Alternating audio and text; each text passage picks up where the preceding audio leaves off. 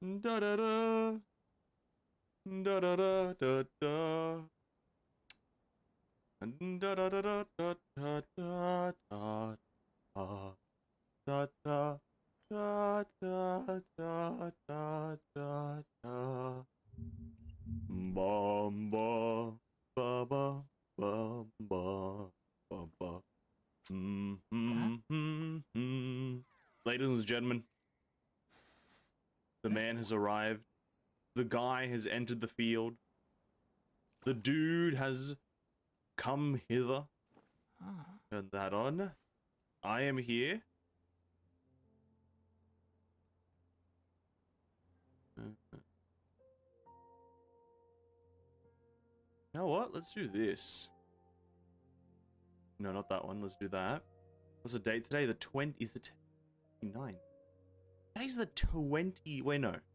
Don't be afraid to make mistakes. I thought it was the 30th. It's all part of the learning process. It is the 29th. Okay, we said that for there. Today's the 29th. We're in the PM. We put that there. Okay. Hey, what's up, guys? I do apologize.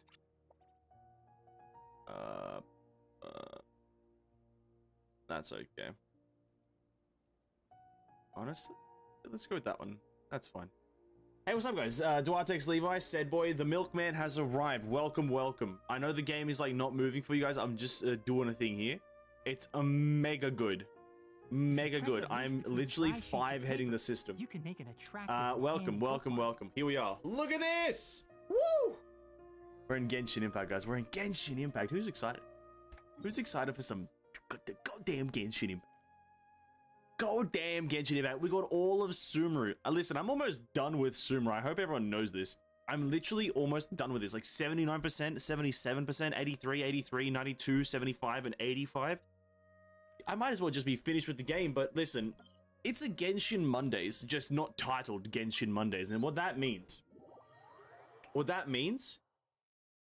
is this, is that I'm gonna go do all the weekly bosses that I want to do, which is just this one. And we're just gonna do our weeklies. I've literally got, I've got the Sumeru commissions, dude. Imagine not having Sumeru commissions. Wouldn't be me. Wouldn't be me.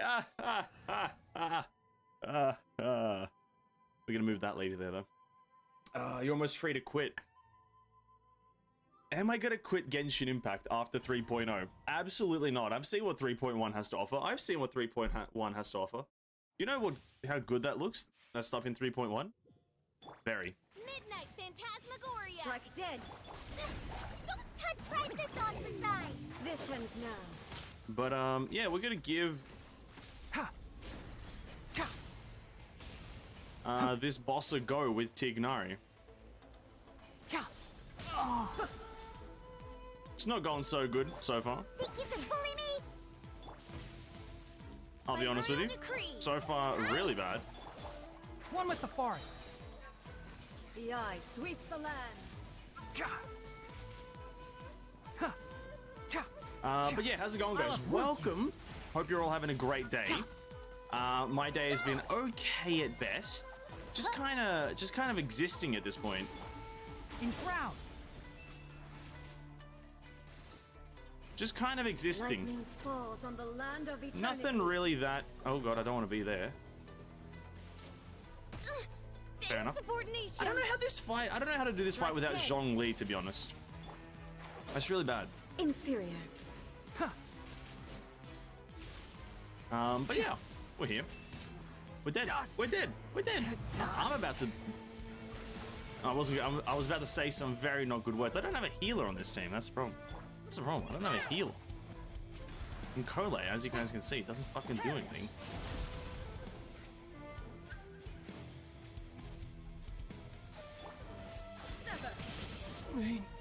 Alright, so we've restarted. We restarted. Not doing it on this difficulty. We're literally dropping it down.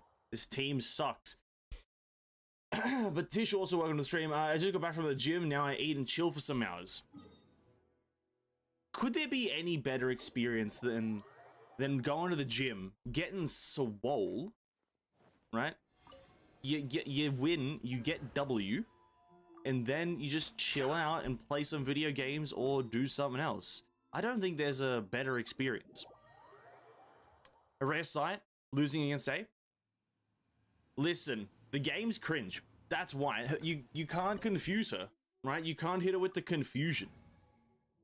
It's pretty dumb. Also, like, two of my 4 characters, 50% of my team is level 60. They are not cut out for this.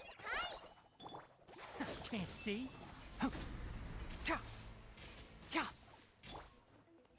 revealed ourselves. And Diona can't heal. Ha, I'm here. She literally doesn't do anything right now. Enshroud. Oh, yeah, I didn't lower the difficulty. Whoops. The eye sweeps the land. I hear everything. Go! I didn't press my Q fast enough. Or a stranger. Wherever. Can't see. I'll bury you. Bro, she's got so many more ranged attacks than I remember. Strike dead. She's got a lot more ranged abilities than I remember her having. I'll uproot you. Lightning falls on the land of eternity.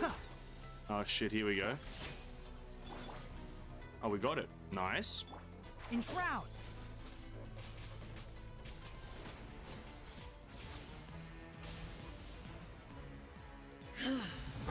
This bond is eternal. Look at you, Boozle. Shaken and stirred. Oz revealed us. One with the forest. Here's the moment of truth. I hear everything. Time to pull some weeds. Time to pull some weeds. I was saying how OP it is. It's OP against everything but bosses. Scratch that. No, I'm absolutely correct with that. It's literally overpowered against everything but bosses. That's true. Witness the final That is 100% true. calamity. A boss? No, you can't, because you can't confuse them. That would be too overpowered if you could. Can't see. Keep up. Purge all obstacles. Like, imagine if you could confuse every single boss in the game. That would just be way too fucking overpowered. Oh, Every boss is just like attack in the wind. I'm struggling here because two of my characters are level 60, and they're the two dead ones. Eternity is in my hand. That's why we're struggling. Let's not act like I'm bad here. I'm definitely one of the greatest. I just need to successfully dodge all these as I get hit by one. Okay, switch to official. Here it comes. The ugh! Keep up. See, and look, we win. We win. Look at that. royal decree. Let's nip that in And the now bud. she's dead.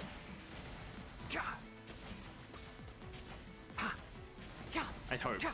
I hope she's dead. One with the forest. Yeah, she's dead. Look at that. Easiest boss in the game. Easiest boss in the game. No, didn't even die once. Didn't even fail. No fails, Rose. Okay. I knew A became the Herstra of Thunder, but this is the first time I see it. Pretty cool. Oh yeah, the Herstra of I would say they look pretty different in my opinion. Listen. I don't want to be that guy. I don't want to be that guy. I think Raiden A's transformation looks a bit cooler than Herstra of Thunder. I don't want to be that guy, but transformed A, like fully transformed, that final mode, I think it looks a lot cooler than Herstra of Thunder. Probably a hot take to be saying to Honkai players, but I think it does.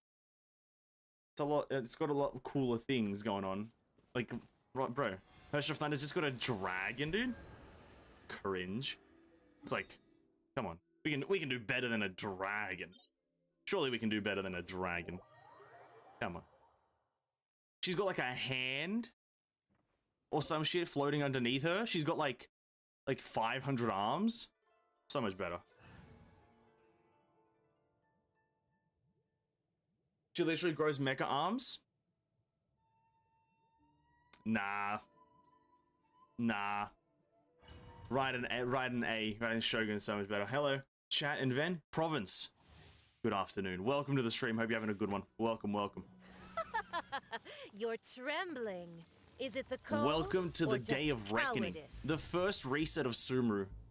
A glorious occasion for those who are staying up to date with the game. a not so glorious occasion for those who don't care because it doesn't impact them. But hope you're having a great day, my dude. Welcome to the stream. After another. Ha, ha, Hi! can't. Oh. Ha. Cha. Ha. Very quick damage. Maybe I can just destroy this with Tighnari a lot quicker if I just use I'll this. uproot you. Nope, does nothing. Okay, that's amazing. Ha. That's absolutely amazing. Does nothing. I just need these things then. Wow. We're just gonna grind some Genshin today. Maybe get 100% exploration in all the zones. Who knows? In Sumeru, who knows what we'll do? Ha. Keep up. Okay, stop dealing damage to me, please. Stop dealing damage. Thank you. We're also gonna damage test Tighnari because I've got him at a level 90 C3, level 90 weapon, crowned auto attack. We're gonna just see how much we can juice him up. Because currently I'm rocking this team, which seems to be very good. Oz reveal by...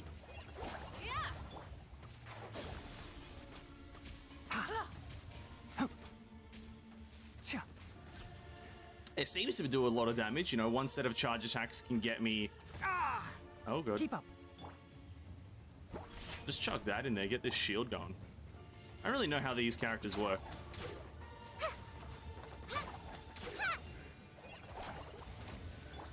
By royal Chuck decree. that down. Shroud. I Not hear every- Get everything. this in. Ha. Embrace your searing reckoning. Mmm. Fallen Amber, help! That was not a great position. Ha. Cha. Think you can bully me? Get a shield on for Dione, I guess. Can't see. Probably die here in a second. Ha. I'm not We're dead. finished.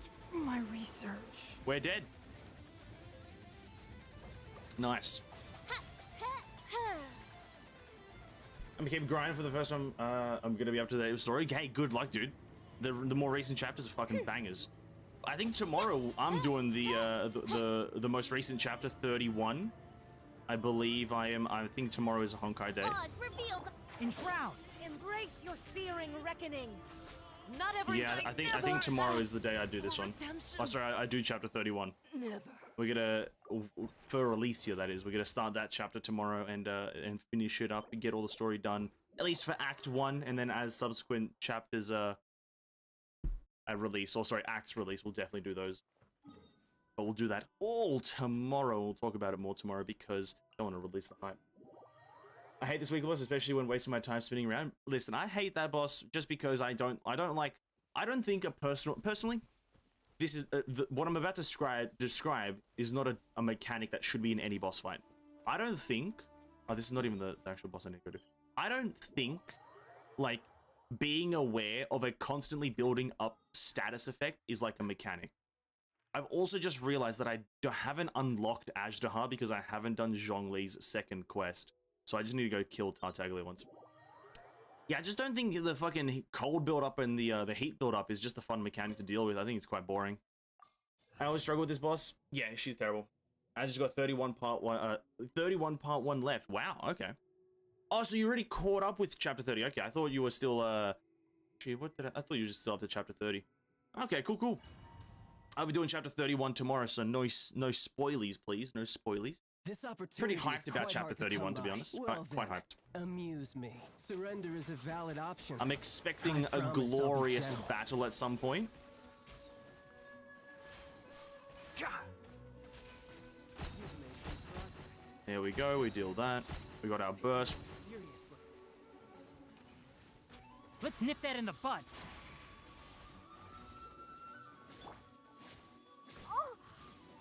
Amazing. Enshroud. Berry flowers. Haven't bloomed yet. This game is so fucking cringe. Come, sever night from day. I'm gonna keep it real right now. This game is so cringe. Maybe I should just roll for Zhongli to get the shield. Good damn, playing this game without a shield is miserable.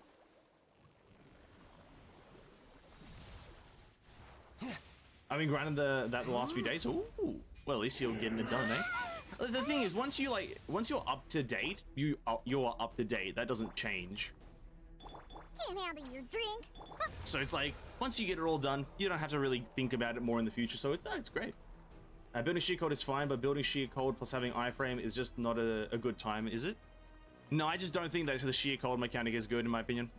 I just don't think status effect constant build-up is like a good mechanic in any boss fight, not just specifically this one. I think it as just the general concept is not that great. One thing, I'm not finished. See, I didn't My even... whatever. research. Because, like, I feel like it's not really a mechanic that's you can play around with in terms of making it fun. Like, having iframes and having different... Okay, I use this game a lot as an example, but Final Fantasy XIV. It's a great game. It's a great game, by the way. It has good mechanics. It is a mechanically intensive game to the point of, like, you need, like, pixel... or maybe not every boss fight, bear in mind. But for some boss fights, you need, like, pixel-precise positioning in boss fights. No fight in Genshin feels that way. Like, you don't really need to care where you're standing. You don't really need to care about many things when you're doing any of the boss fights. Especially, like, the weeklies. I don't care about the open world boss fights. They're not that important. They can be as easy or as hard as I want them to be. But I feel like the weekly bosses that you fight once a week should be these, like, actually... like mechanically difficult bosses, not just like number difficult bosses. Jump on bouncy mushrooms 5 times. With the oh my god. Hey, what's up, kids? Welcome to the stream, man. Hope you're having a great day. Welcome. I saw this commission. So Sumeru commissions, right? Apparently Sumeru commissions have just changed. They're like, they don't even care about anything. I saw an Instagram clip of someone doing this commission right here, and this is what you have to do for the commission. This is your daily challenge, your daily quest.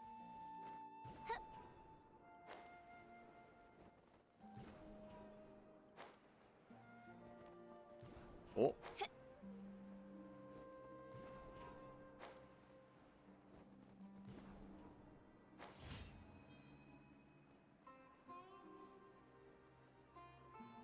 Dailies, am I right, boys? That's fucking sick. I like that. I like that. They bro, what they're moving away from trying to add some fucking canonicality, dude. Just make it random. I don't care what you make me do. Just make me do a random thing for like a specific amount of time and I'm done. Get me out of there. I fucking love that. There's a Taser Tighnari team that burns through bosses quickly. Just use Kokomi Jelly, Yaimiko turrets, and Fischl turret to have infinite energy. Classic strategy owning. I like that. Just use Kokomi Yaimiko. I like that strategy a lot. I really do. Yeah, that probably is a good strategy, but, you know, not as accessible as you might believe. I just got back from watching Connor, 800-kilometer biking stream with Chris in Hokkaido since the morning. They managed to get almost 100k kilometers for the first day. I did not even know that was going on. I was just watching Trash Taste podcasts again today. So you're watching the live streams. I don't watch many live streams, weirdly enough. I just watch their Trash Taste stuff. I actually do like watching their After Dark things. But damn, that's pretty cool. 800-kilometer biking stream with Chris in Hokkaido. Fair enough. That sounds miserable. But bear in mind, they did do that the biking special for Trash Taste, and I guess if Chris is there, then it's like pure comedy. Pretty much playground. Just use random 5 stars. The just use strategy. This commission right here seems to be the just talk strategy. You talk to him, and then where does he send you off to? Over here. Okay, I'm hoping, because this is my first time doing Sumeru commissions. I'm hoping all of them are kind of just fun. This one right now is like not that fun, but the first one, just jump on some mushrooms. Pff, amazing. This one I had to talk to some guy. Just remove the talking. What doesn't really make sense about commissions is that why do I have to talk to people the first time to actually unlock it? Because technically, I pick these commissions up from a commission board, right? It's like a you know, a square board in front of the Adventures Guild. You pick up the commissions from there. So technically, they would have told me what to do through the commissions, like, you know, information board or whatever. So why do I have to go back to talking to them? Like, just remove that middle step of, like, talking to... Oh, sorry, that first step of talking to them. Just give me the task and let me just do it. Like, tell me that there's a rock here that I have to break by using Tighnari's, like, plunge attack, but it takes a long time because he's not actually a character that can break things.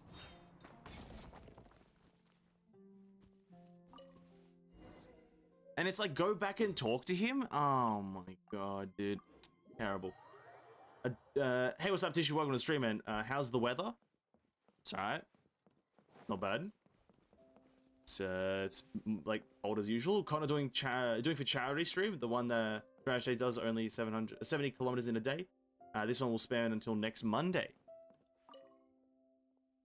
But why? Why are they? I guess they're doing it for content and also charity, but also content but charity. That's in. Hey, power to them. Power to them. Power to them. Raising money for charity whilst also getting like at least a week's worth of working out done.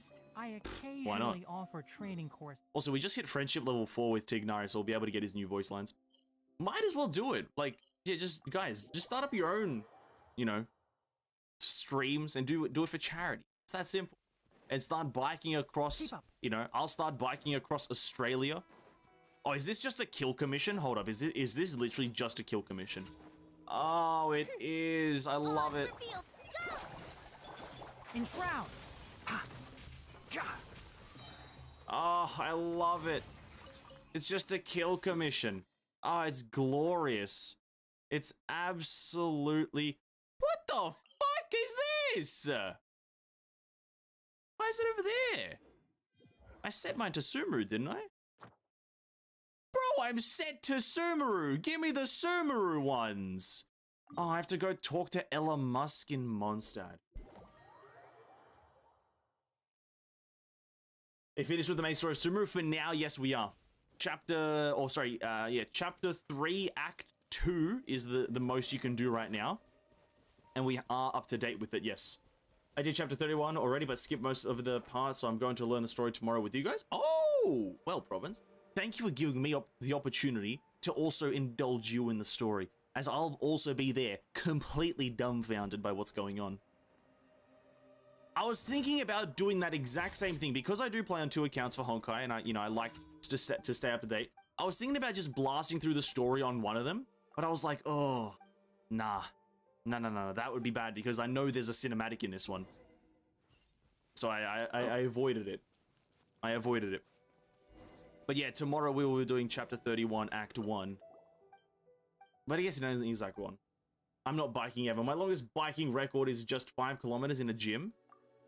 Still, that's quite a lot. Well, is it? I don't really know distance, to be honest, but I think 5 kilometers is pretty good. That's like about... I think the walk... I'm just trying to gauge it in my mind how, Ah, shit, I clicked the wrong one. Whoops. Huh. I hear everything. I'm trying to judge how, like, long, 5 kilometers is. Keep up. In my mind. I don't know exact distance. I don't know how to do distances in my brain. But that's a while. 5 kilometers, that's a long walk. Even if you aren't set in one region, I think they just give you all the commissions for one region. It just changes each day. No, if you select a specific region, it's only meant to give you that region. I think the game is just like dumb. I'm pretty sure Chris is cycling just to lose weight, and so this year his doctor report is better. That may or may not be a reason. You may or may not have a point with that. He is potentially just doing this just to lose weight, so he doesn't get ridiculed by Japanese doctors. If you don't do cardio that often, 5 kilometers is pretty good. I think I'd struggle with a 5 kilometer bike ride or just... And maybe not a walk. I'm a good walker, but biking is not my thing. I think the last time I rode a bike was maybe 10 years ago. Oh, wrong thing. We are looking for Catherine. I don't want to talk to this Catherine because I'll start the Tighnari quest. So I'm just going to go over here. And I accepted the Tighnari quest. I unlocked it. And it told me talk to Catherine. And I was like, ah, shit, I don't want to start it. I don't want to start it just yet. Maybe they put you in Mons because you haven't opened Sumeru 100% yet? No, I have. Keep up. That's I don't think that's the case. I think it's just because the game's dumb, really. That's just about it. I think the game is just a big old dum-dum. Or maybe some sort of thing is like the first time I rolled over to Sumeru things. I'm pretty sure tomorrow I'll have full Sumeru commissions. Tomorrow morning I'll probably wake up, log on, and be like, ah, everything's in Sumeru now. Well, that's amazing. I already started putting my boys in Sumerus, trying to farm those Sumeran resources. I just wish Tighnari and Kole were slightly higher, so I can put them on here because I'm a guy who likes putting those characters there. Like that, like I said, Record never done anything buying like that. Oh, damn, unfortunate. Biking's like a good way to just kind of just do stuff because it's like such a monotonous task, but you still kind of you are working out a good part of your life or your body, sorry. So it's like actually a rather good task.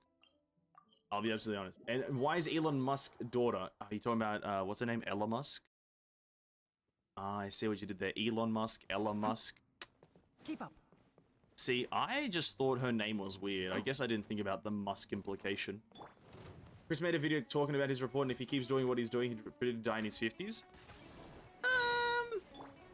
Oh yeah, maybe he predicted he would die in his 50s. I don't think he would have because, like, I don't think any, well, I don't know if a lot of people die the age they are predicted to die. I don't think that's a thing. I think you just kind of die when you die, innit?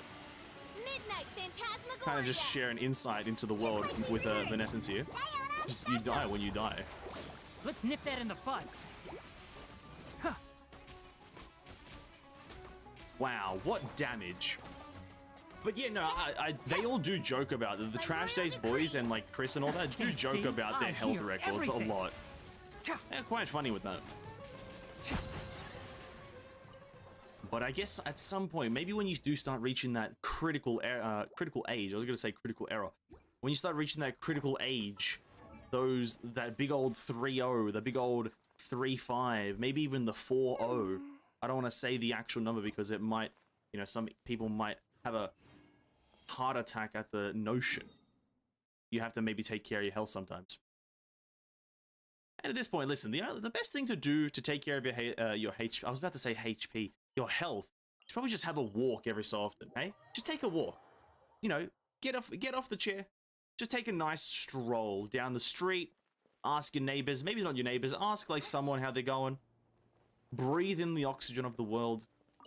And then come back and play some video games because might as well indulge in life, eh? Might as well just indulge in life.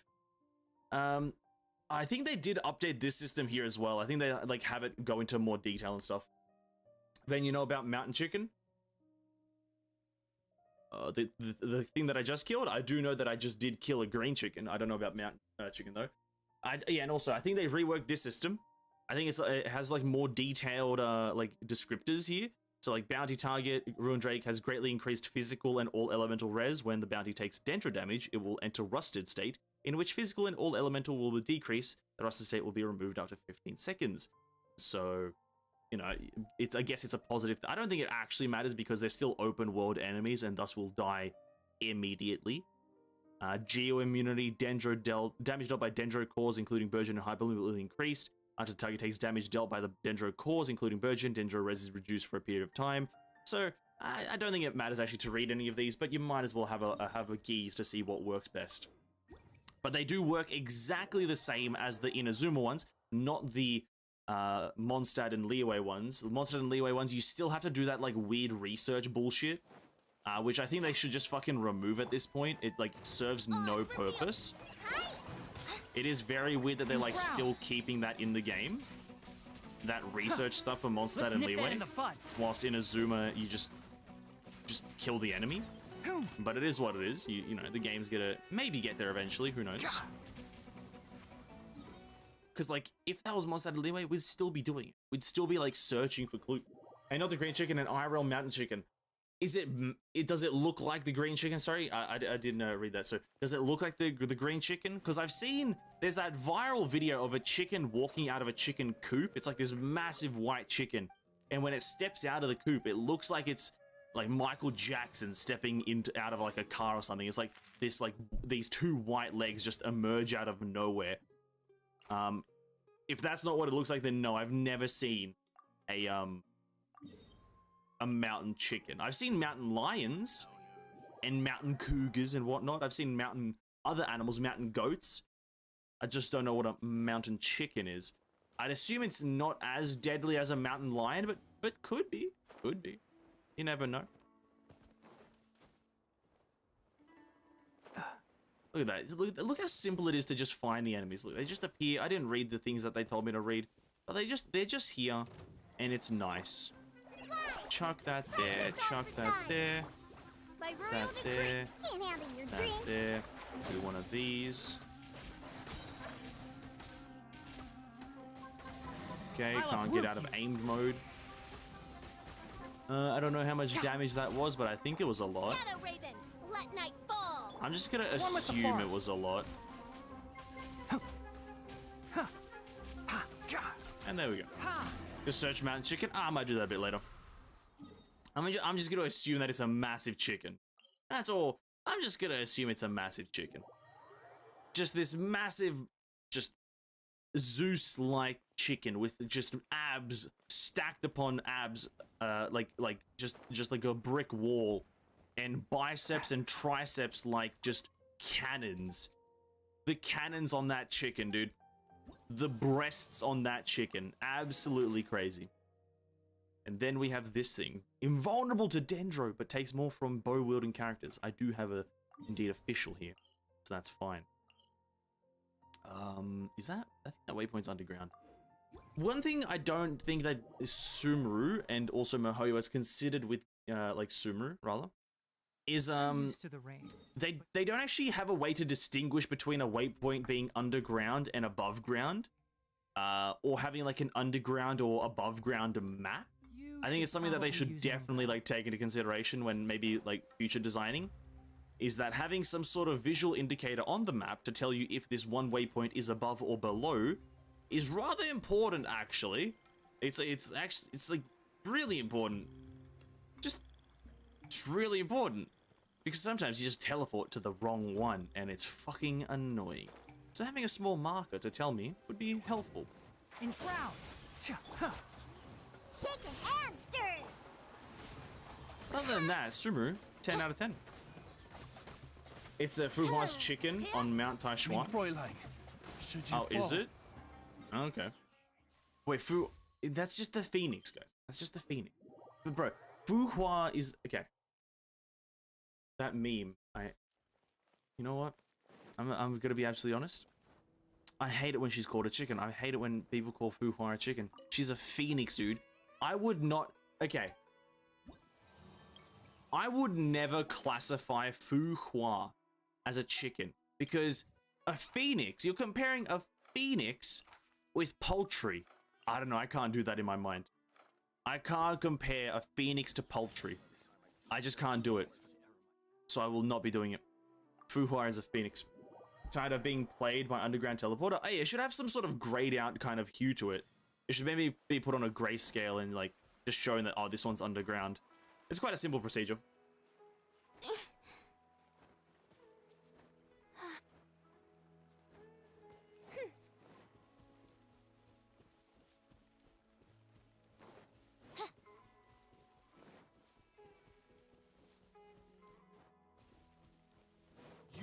Fuhua Sim? One with the forest. Well, I'm not gonna deny it now. You know, it's it would be absolutely wrong of me to deny it. Fallen Peppa, help! Am I proud? Absolutely. Let's nip that in And the I bud. don't care.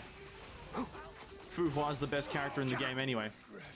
All these other stinky characters like Bronya, One-chan, and Sele, and Kiana-san, and Mei Senpai, and Himeko, and Teresa, all these characters are so irrelevant and so dumb when you could have Fuhua, an absolute Chad.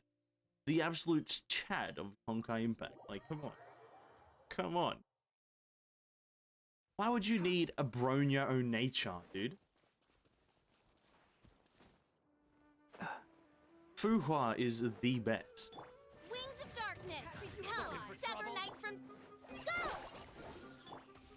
Can't see. Wow, so much damage. Oh, and bro, no, I'm not letting anyone slander Fuhua. Absolutely. Why would I let anyone slander Fuhua? It's, you slander Fuhua, you may as well just be removed from society. You are a scum of the earth, some would say. The raw scum of the earth, you out here slandering Fuhua. She's been around for 50,000 years, and every year, She's just the best. Hey, what's up, Rakus Lana? Welcome to the stream, man. Welcome, welcome. Hope you're having a banger of a day. There's no way a character, like, what did Kevin achieve in 50,000 years? Absolutely nothing. Absolutely nothing. He achieved 0 things. But Fu Hua, though. Fu Hua. She was out here, project this, you know, Fuxi, Nua that, you know, happiness here, you know, what's that character's like extraordinary child, extraordinary student, exaggerated student, energetic student, energetic. She was with the energetic student, I think. Bro, she was doing so many things. But Kevin, Sue, Alicia, all these characters just doing absolutely nothing. They're doing absolutely nothing, bro. The absolute state of the flame chasers. The absolute state. I'm trying to cook things though. Hold up. Where's the cookery? She's not even the Great Mountain of Taishuan. She's the Great Plains of Taishuan. Yeah, and we don't need anything more than the Great Plains. The Great Plains are the best plains. The Great Plains are the best. Ben didn't get the greatest wall meme. I did get it. I did get the greatest wall, but that is fine. Listen, the greatest wall of Honkai Impact, the greatest, just flat wall.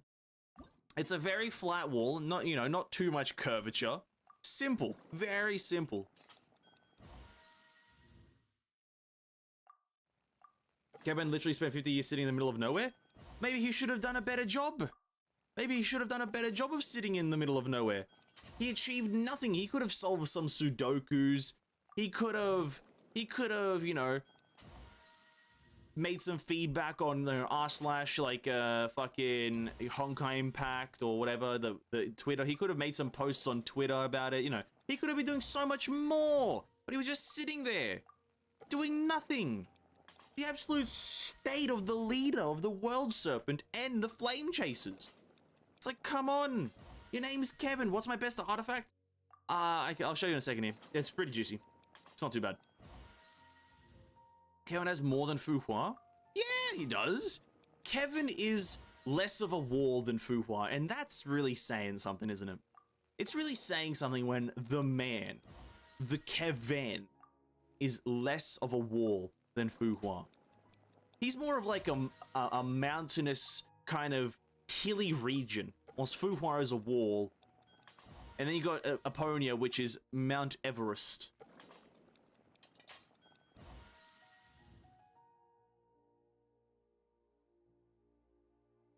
He could have made his own Honkai Mail version. He could have literally became a game designer and made a Honkai Mail edition. Absolutely. Having those mountains may slow her down. Absolutely, dude. It's very much known that having mountains slows down martial arts. It's a true and fact. You won't see a martial artist with mountains. Am I out? What am I out of? Ah, shit. I'm out of flour. Ah, the worst thing to be out of. Hold up. Can I buy shit from you? I have to go inside. Fuck. Aerodynamic. True. Yeah, we're spamming the recipe to get it to level 20 so I can auto-craft it in the future. The Tavern Owner, sorry. Lambad. Lambad, what do you got for me? Do you have wheat? Do you have some flour? Delicious Lambad fish roll. Revives the player. You do have flour, but only 10. That lets me craft 2 more, which is fine. Starshroom, glabrous beans. Beans. Got some shawarma.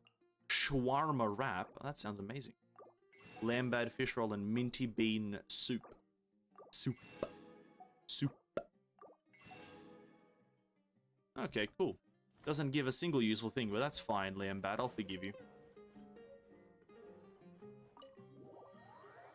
Sushang has mountains but still wins against Hua. But does she win? But does Sushang really win? Because you can win the battle, but have you won the war? Right? You have to really understand that as well. Maybe you can win the battle, but have you won the war? And Sushang didn't win nothing, bruv. Sushang didn't win nothing, bruv.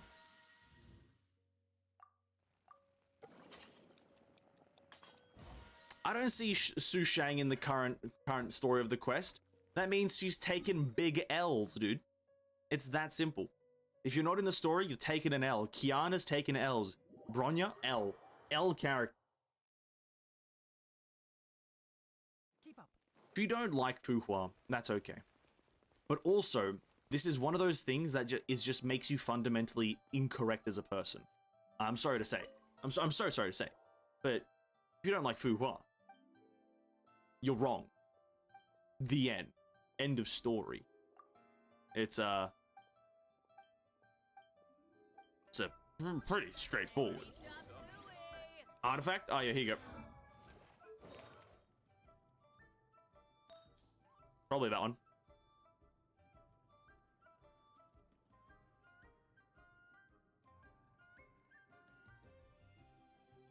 She lost a stand war, exactly.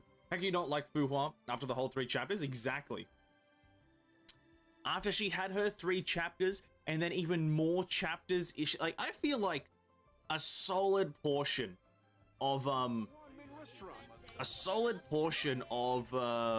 Colliston arc is just dedicated to Fu Hua. Like a solid. How much percentage would I say? 20% is dedicated to Fu Hua, because you do like a lot of like backstory shit. Like you kind of have a few flashbacks here and there with the 7 prodigies or whatever, the 7 swordsmen of the mist or whatever. So it's pretty intense, pretty good. Gotta love it. I don't think I made 20 dishes though. I need to make 20. Did I make 20? Maybe I should. I'll just go ahead and go. I don't know. Me coping with defense of 50. Artifact RNG, dude. What are you gonna do about it? It's Genshin Impact. It's a garbage system in a garbage game. No, I'm joking. It's not a garbage game, but it is a garbage system. They really need to rework that shit. Ad Astra Abyssosk. Before her Welcome arc, I was to the like, okay, she's not bad, Adventurers but after her arc, I freaking love her. Hey, exactly. That is the beauty of Fu Hua. Before her arc, you're like, it's Fu Hua. What are you gonna do? After her arc, you're like, there shouldn't be any other characters in the game. She should be the only one. That simple. It's that simple. And that is just how the world works. It works in mysterious ways, and that is one of them. Craft up as many of these as I can. Well, bam.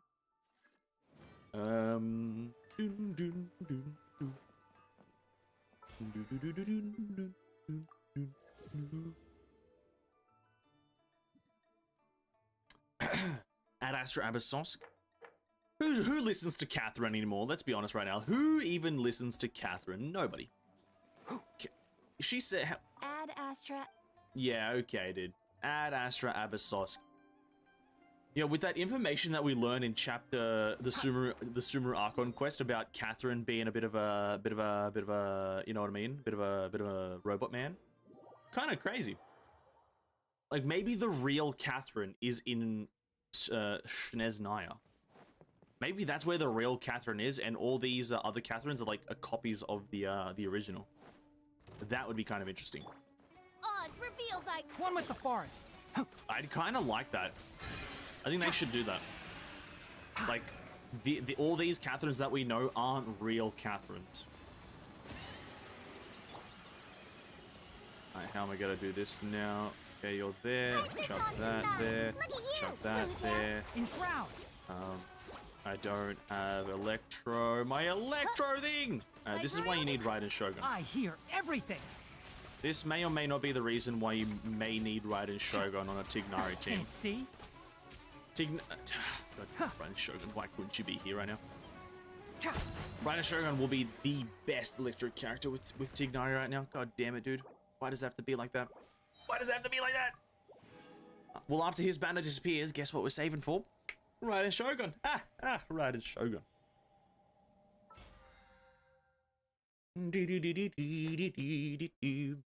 I also have to go to my teapot. Oh, the teapot. Oh, the teapot. Teapot. Teapot. Who already level, and now she got Senti, and no way she got not number 1. Exactly, dude. Imagine being number 1 and then also getting more things to make it's like being the best and then becoming better, right? It's crazy what Fu Hua does, and why not Zhongli? I don't want to get Zhongli again. I've got Zhongli on my other 2 accounts. I don't fucking, bro. I'm sick of him. I'm sick of having such an easy life. Like, I'm struggling on some of these fights right now, and it's mainly because I've gotten so used to having Zhongli that playing without him is like miserable, and I just want to get out of that. I want to get out of that flow of just having Zhongli for everything, because he makes the game a walk in the park, and it's just fucking boring after that while. It's so boring having Zhongli.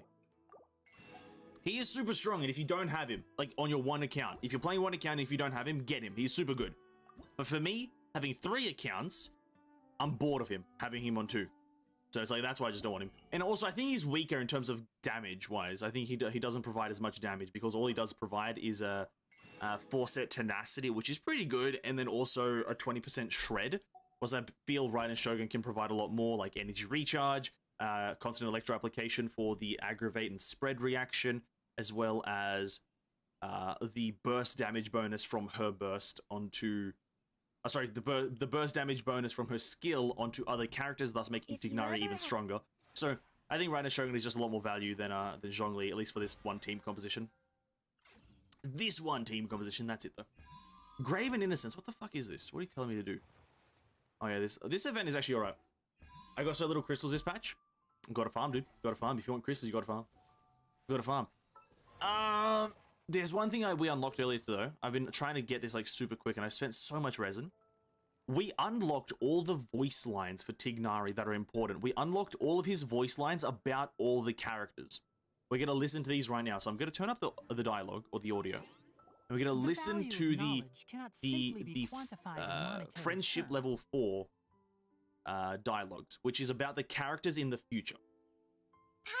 Oh, sorry, not the future characters, but it's about characters in general, and also some future characters. That's what it is. So we're gonna listen to them, because they're gonna be glorious. Okay, starting off with Kole. Plus Dendro, plus Electro, hella scary. Oh yeah, no, yeah, 100%. Dendro and Electro is a scary reaction. It's actually arguably, this is arguable, arguably comparable to Pyro Melt, which is the strongest reaction in the game. Like, it's scary how much damage my initial shot of Tighnari does on a spread reaction on just a random enemy. It's scary how much I think I've seen it hit for at least 30k, and like his build is very like it's good, but it's like not super optimized. And what is my opinion on Roblox? Never played it and never will. I don't it's just a rip off Minecraft in my opinion. Anyway, let's listen to Kole. Or Tighnari's about Kole.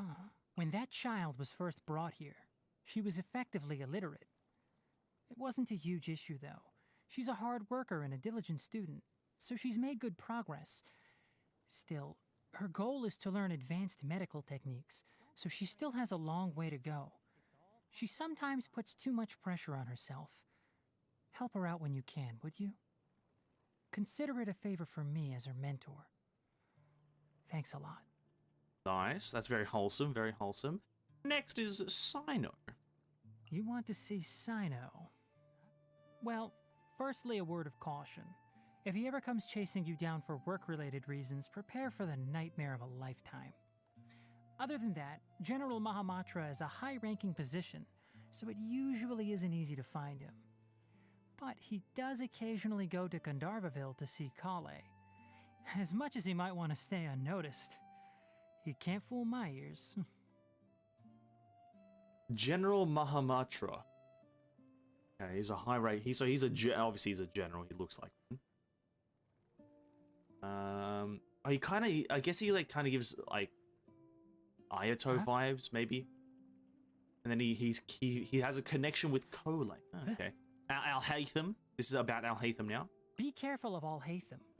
I'm not saying he's a bad guy, but he purely operates by rationality, so people often find his actions unacceptable. If you don't believe me, just ask his housemate. Thanks to Al-Haytham, he has more pent-up frustration than an angry Animo slime. Who's his housemate? Who's he living with, dude? That was Al Hatham. We're gonna leave the two new characters that we know nothing about till the end. That is wait, where is it? Oh, we don't have about Layla. Oh no, we do, but we have to do his quest. Ah, fuck. Anyway, we're gonna leave the about Kaveh to last because that's just a new character. So this is about Dory. The renowned Lord Sangama Bay is none other than Dory. I became acquainted with her through a previous research project. It had required very rare materials, and the only way I could get them was through her and her mysterious supply network. Never you mind what I was buying and what I was researching, thank you very much. Very funny, very funny. Yeah, so Electro is actually really good right now, Duartex. If you get Dendro characters, even Dendro Traveler can enable Electro characters extremely, extremely well, because the damage bonus from the actual reaction is, it's aggravate, that is. That's the actual reaction. You go spread, then aggravate. It's super fucking strong. It's incredible strong. I feel like I cursed myself because I said Sandy was useless and should die and is a sewer rat because I pulled on her banner and didn't get her. That is unfortunate. You better get better luck next time, Rakazlana. And he gives Xiao vibes, cares or something, but don't want people finding out. Oh, Sino? Yeah, actually, now that you say that, yeah, maybe. We'll have to see how he actually speaks, and is he like an aggressive person? Is he self-centered? Is he, you know, it depends on how he speaks, depends on if he'll be like Xiao, but I guess from first thoughts, yeah. If you press a leaf between dry sheets of paper, you can make an attractive and handy bookmark. Oh, thanks. Next one is about Lisa. Sino has mentioned her before. An extraordinary genius with a veritable wealth of knowledge and talent. Oh. A pity that she returned to Mondstadt so long ago. Perhaps in the course of her studies, she witnessed the horrifying side of knowledge. I feel, oh wow, that kind of probably propels Lisa in terms of lore and canonicality, like power. That probably propels her pretty high, being acknowledged by Sino, who is a war general. That's pretty interesting. Huh? Anyway, Lesser Lord Kusanali is the next one. As a student, I once heard this saying: plants in the land of Dendro share the same history. It could just be one of those things that people say, but I've always felt there's a deeper meaning to those words. If I meet Lesser Lord Kusanali one day, I wonder if she would explain them to me. If, maybe you'll meet her in the next chapter. And then we sadly don't have one of the new characters that's kind of here about Layla. So we can't see that one. We haven't done his quest. So if we do his quest in this stream, I guess we'll unlock it. But for now, about Kaveh, who is this is usually how Mihoyo teases like other characters, is by the about section. This is about Kaveh. Kaveh is a famous architect in Sumeru. The Palace of Alcazarzaray is his magnum opus. During the initial planning, he even asked me to recommend suitable ornamental flora. I don't know why or how, but he ended up heavily in debt after the palace was completed. Al-Haytham is helping out by letting him stay in his place, but I don't know whether that's a blessing or a curse. So Al-Haytham and Kaveh are roommates. Be careful, Kaveh is... Okay. And so he's an architect. If you press a leaf between dry sheets of Doesn't paper, say where he's you can from. make an attractive and handy Architect. bookmark. Maybe he is Vilvi. Maybe Vilvi is Kaveh. Kind of the same vibe. They both got Vilvi. Oh, sorry, they got VV in their names. It's crazy, the similarities. That was the about section. That was quite interesting. You don't really learn much. The only interesting one is like Sino, because we already know that he's coming out next patch. Don't really learn anything about not Kaveh, sorry, Al-Haytham, who is the other interesting one. Do you have any interesting shit? Who do you have about section for? Tighnari, Dory, Lesser Lord, Sino, Kaveh, Nilo, Amber, Kaya, Lisa. Okay, kind of just like the jet. She also has about Kaveh. That's interesting. Huh, whatever. I'm not too fussed about Kole though. Anyway, back out to the open world. Let's go. We're gonna do a bit of grinding. We might do a bit more open world exploration, but we need to kill this boss like at least like 10 more times. Sadly, Dendro can't be swirl. I don't know how the wind can't lift some leaves around, but it's fine. There are animo bins through streets. 80% team comp need animo. I think it's better that animo can't do shit with Dendro. This is gonna enable... So, if you're gonna do an Electro team comp, it's probably best to have, let's say, Dendro, Electro, and animo. You swirl Electro, then you proceed to do a spread reaction. So not spread. A quicken reaction into aggravate, right? And that's how you do lightning damage probably now, because Swirl is going to be always overpowered with something like a Kazuha. But I think if you're going for a Dendro team, I think it's absolutely fine. If you could Swirl Dendro, I think it would be too strong. Because yeah, if Kazuha can Swirl Dendro, like with the damage that it's in right now, it would be a bit too strong. Because you would get rid of Kole here because she doesn't provide an overly large amount. All she does is the Dendro res shred with her artifacts, right? She only provides a small amount of EM, which is a bit unfortunate. And yeah, swirling makes every element just too overpowered. That's my problem with it. So I'm kind of like happy that it doesn't. It doesn't make much sense, but like I said, games don't need to fucking make sense. Games just need to make like gameplay sense sometimes, and that's fine. I'm okay with it. I'm mainly okay with it because I don't really have an anime character on this account, so I'm kind of like thankful that it's garbage. That's about it. Can't see? Let's nip that in the bud. And so I don't have to worry about it.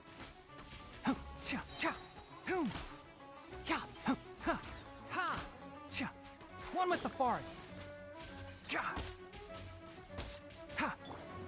By royal decree.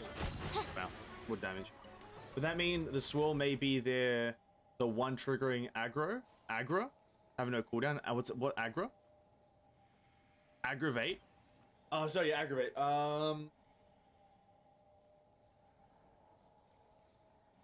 Yeah, no, wait 1 second. Aggravate. Yeah, you could yeah, you could have that. I was thinking more in the sense of you have just the, like, let's say a Kazuha E go off, right? Maybe not use his burst. I don't know how the fucking his burst works. But in a sense, I was thinking you swirl to get the, like, Viridescent Venera 4 set off onto Electro, so you have the Electro damage bonus with Kazuha, as well as the Shred from Viridescent Venera, and thus then you go into triggering Quicken, and then you go into, because this is under the impression that you're doing lightning damage comp. I don't think, because you can't obviously swirl anything there, so you wouldn't even try to do swirl with Dendro. So this is under the lightning damage comp, and so it doesn't really matter if aggravate triggers from everything, because I don't think it does have a cooldown. It's odd. It's odd. It's that classic internal cooldown thingy. It's a bit it's all up for testing right now, obviously, but internal cooldowns are a bit of a hard thing, because in Genshin everything has a different internal cooldown. It's a bit annoying, and you have to calculate everything individually. It's miserable, but I do believe that, for example, the initial shot of Tighnari's, let's say, I shoot his initial shot and it causes a spread reaction. I do believe that when it breaks off into the 4 other shots, I think all of one of those 4 shots can also cause a spread reaction. Because it works off of, like, I don't know what it works off of, but I believe it's like every new instance of damage can cause, or different coded ability can cause a different reaction at the same time, essentially. And because there's like a difference between the Wreath Arrow, which is the initial charge, like I'm probably covering it here, but the Wreath Arrow is his initial charge, and then Cluster Bloom arrows are the other thing, and because they're counted as 2 different separate entities, you can trigger the reactions in very quick succession. Whilst and then obviously that translate probably into aggravate with, you know, the swirling of Kazuha can trigger aggravate, as well as, you know, let's say you pop a Raiden Shogun burst, it could probably trigger aggravate as well. So I think there's no internal cooldown necessarily per reaction, but it's per, like, ability reaction. Sorry, per ability, per reaction, whatever. I don't fucking know how to word it, but not necessarily per reaction. No, there's no cooldown. What am I here for? I'm here for the Dendro gems. I need two? One, two, yeah, 2. This should be Kole level 70. Kole level 70, please? Can you beat a 70, dude? Or do I need to farm? Oh no, I have to farm goddamn. Oh! These things are the worst to farm. The worst! I guess we're farming Hilichels because fucking Sumeru. Apparently Sumeru doesn't have any Hilichels. How the fuck does that make sense, dude? It has like 3 Hilichel encampments in total. It's so dumb. Give me the churls. If you're gonna make these characters require churls, give me the churls. Like, why does Kole need shells? Just because she uses a bow, she needs arrowheads. Or maybe make other enemies also drop arrowheads. Like, why don't the new Eremites that also use crossbows drop arrowheads? It makes sense. Apparently, it ain't working. Can't see? Like, what is this? Do we live in a democracy or something? A democracy? Oh, hold up, let me... Keep up.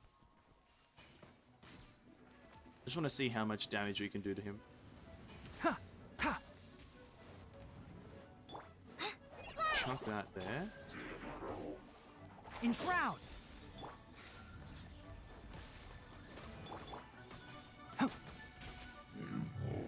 Yeah, see, I got 2 spread reactions right there.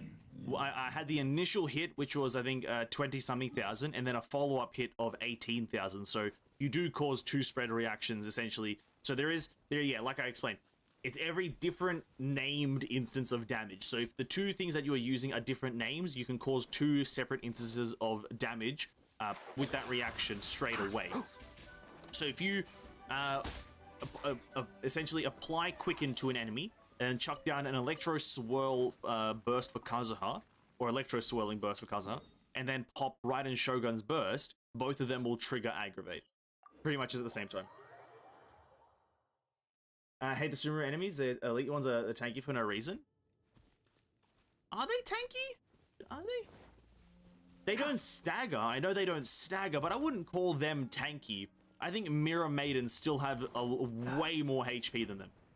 Mirror Maidens and like Electro Circin Mages are essentially, like, I think Electro Circin Mages probably about the same, but like Mirror Maidens have way too many HPs.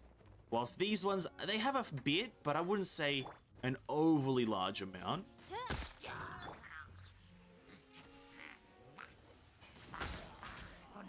Can't see?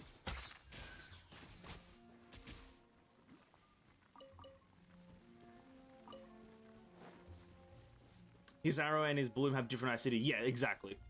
Exactly. Which is good. Which is good. One with the forest.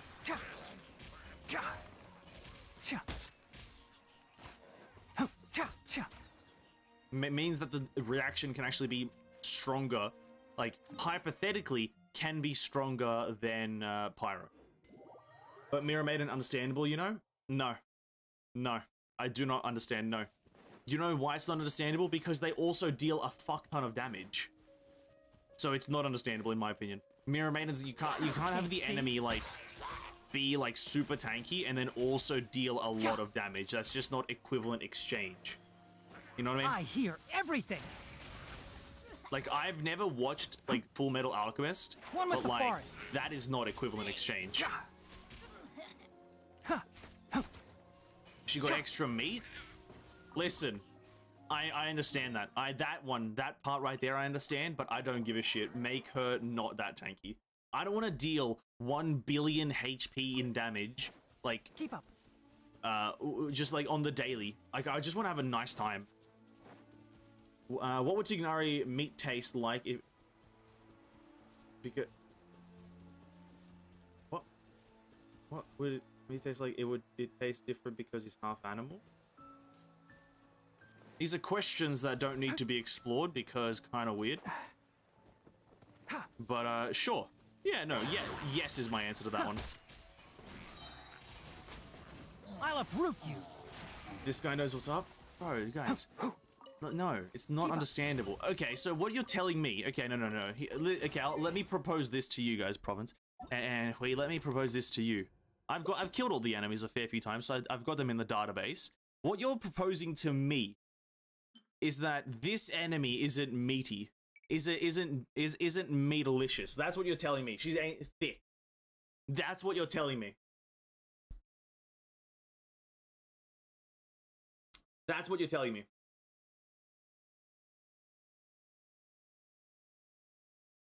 That's Fuwa level? Okay. So what you're telling me is this Chad, this man, doesn't have the meat to have high HP. That's what you're telling me? This man right here ain't chonky donkey? That's what you're telling me right now.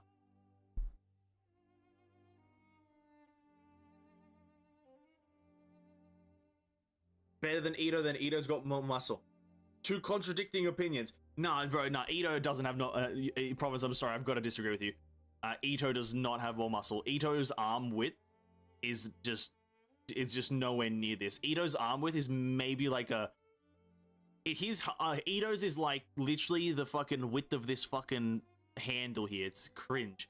And then you're also telling me this man right here, bro, this is like a Kevin level of exposure, but just like slightly more.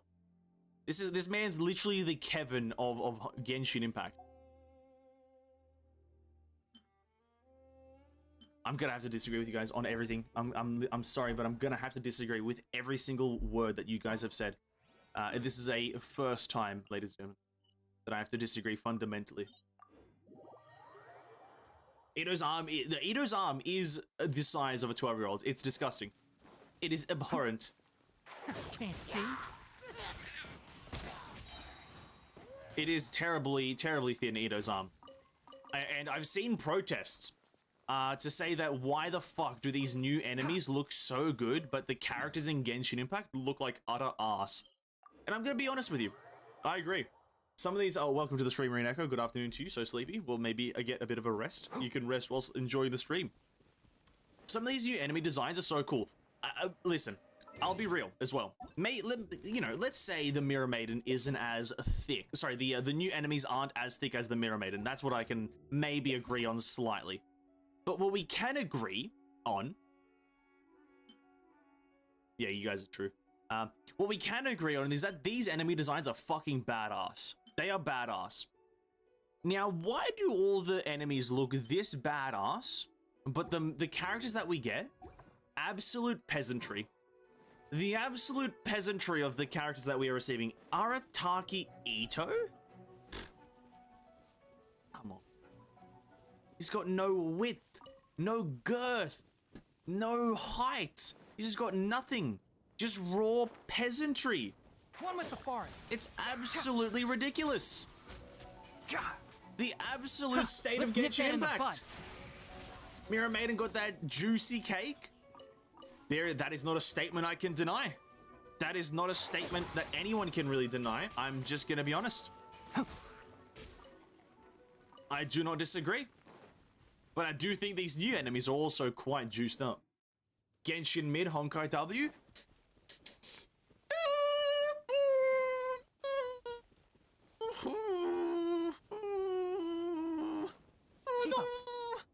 Character design wise, maybe not 100% agree with that. Probably not. See? You know, half of the Honkai cast is just the same character, but with a different clothing. That's about it, really. Let's be honest. Let's be honest.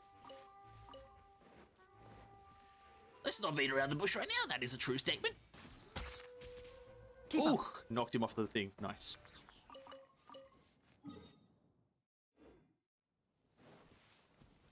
I just want to be having her cake alone can cover 1 billion HP each cheek. Fuck, I wish that was a lie, but that's pretty much true. That's pretty much true. Mirror Maiden, each cheek is 1 billion HP. I just want to be having a movement on my screen, you know? Everyone does, don't they? Honkai W and Lewis is in the game. That is also, like, amazingly enough, that is a statement that I also cannot refute. Honkai will become the best game when Lewis is playable. Oh shit, please. When? Come on, Genshin. Oh, sorry, Maho. You got one job, and it's to add Lewis to the game, and you're not delivering. What is wrong with you? The absolute state of the Honkai character team. What the fuck is wrong with these people? Elysia? Herstra of Human Ego? Bro, give me Lewis. Give me Lewis. Big Lou. Come on, dude, or Eula. I'd have to go with Eula. I'm not a fan of I'm not a fan of Durandal. I'll be honest with you. I'm not a fan of her. Like, I don't actually like the look of Palatinus Equinox, I'm gonna be honest. I think my favorite looking Durandal is Dia and Korra. I don't like the look of Palatinus. Valkyrie Gloria is like okay. It's like, I don't really know why the fuck she looks like a police warden. I don't really get that. And then what's the other one? Bright Knight Excelsis is fucking, it looks great, but I prefer the look of Eula. Where the game doesn't tell me where more archers are. That's annoying. Oh, we actually got a new item.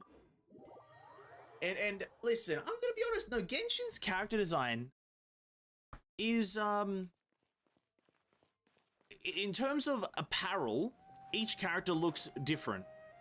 Each character is a different look in terms of apparel.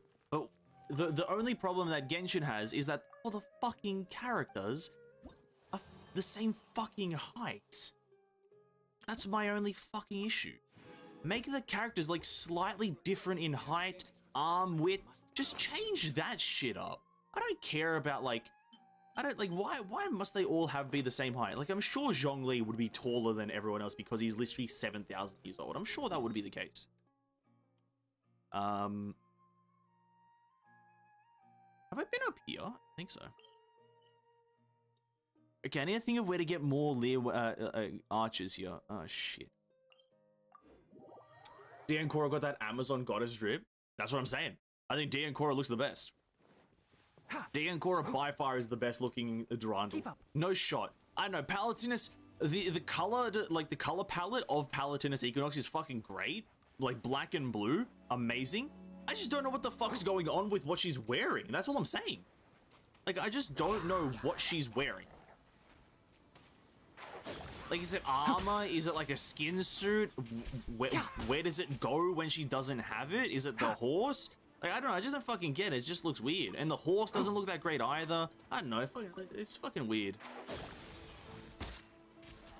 I like the simplicity of Dia and Korra. You can just tell that it's fucking armor. What will Lewis' weapon be? The power of roasting? Lewis's weapon. Just the cheeks. She claps her cheeks and the earth shakes. That's a very simple one to do.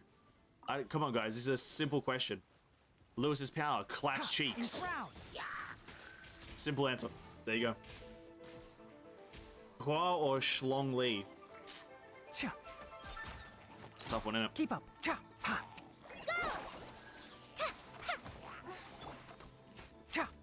Fu Hua or Shlong Li?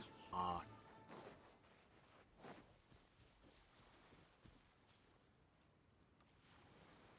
That's like the hardest question I've ever been asked about these two games. You could ask me like which one's better. I could probably come to a very easy conclusion. But like, you ask me which one I like more. Okay, which version? I'm not gonna compare like which one has like more skins or whatever, but which version of Hua? Which skin? Which look of her base skins? No actual like extra skins, but like which base look? I'm gonna assume you guys are gonna say Azure Imperial because that's like an epic looking one. But which one of Hua? Because if it is Azure Imperial, I do apologize, but I don't apologize. Sorry, I'm gonna have to agree that Fu Hua does look better as Azure. But I think all other ones, I think Zhongli wins in terms of looks. Zhongli has better cake, dude. Why Zhongli has to be the weirdest character to have gotten chosen to be like talked about for having an ass. I'm just gonna be honest. Like, I don't think a single person expected Zhongli to be the character everyone says has cake in this fucking game with like only like essentially like a 90% female cast. No one was expecting everyone to be like, yeah, I like Zhongli's cake. It's like, bro, what the fuck happened? How do we get to this point? Keep up. I agree. I like Zhongli's cake too, but fuck, who would have expected this 2 years down the line? One with the forest.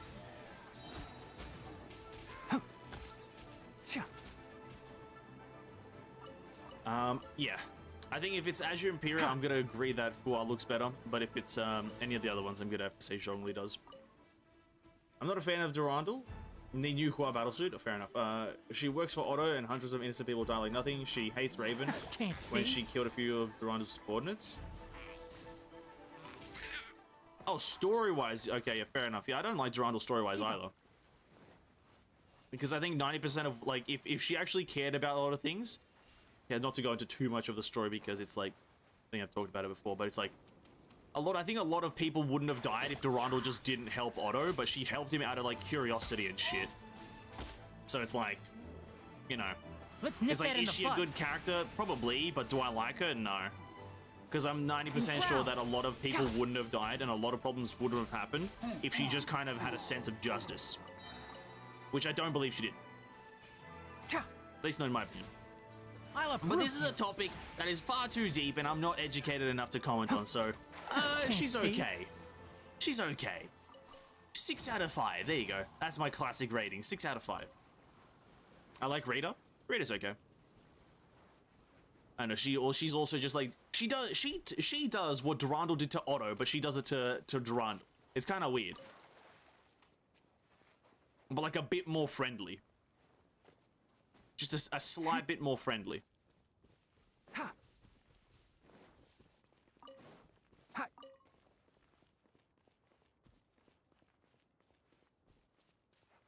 I do like her since I read her VN. I guess I'm more attached to her. Hey, fair enough, dude. How do?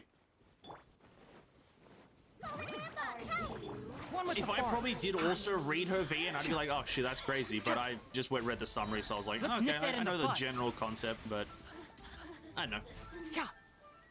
But besides the guy who else has cat ears, Diona, Yaemiko, Goro. Probably someone else, but that's the first few. Surprisingly enough, I hope you guys know this, that the new character Daya, or Dia, the tanned kind of lady in Sumeru, she actually doesn't have cat ears or any kind of ears, that's just her hair. And then Sealy versus Ganyu, in terms of damage, or no, sorry, not because of different games you can't compare damage, just I don't know, that's like a tough one because one of them just isn't really like it's not really a character. I don't think, like, in Genshin, it's hard to compare any character that isn't an Archon because they obviously don't get story elaboration.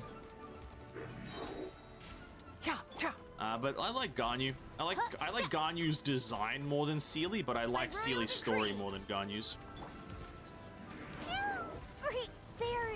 Great one, Diona. You're absolutely useless.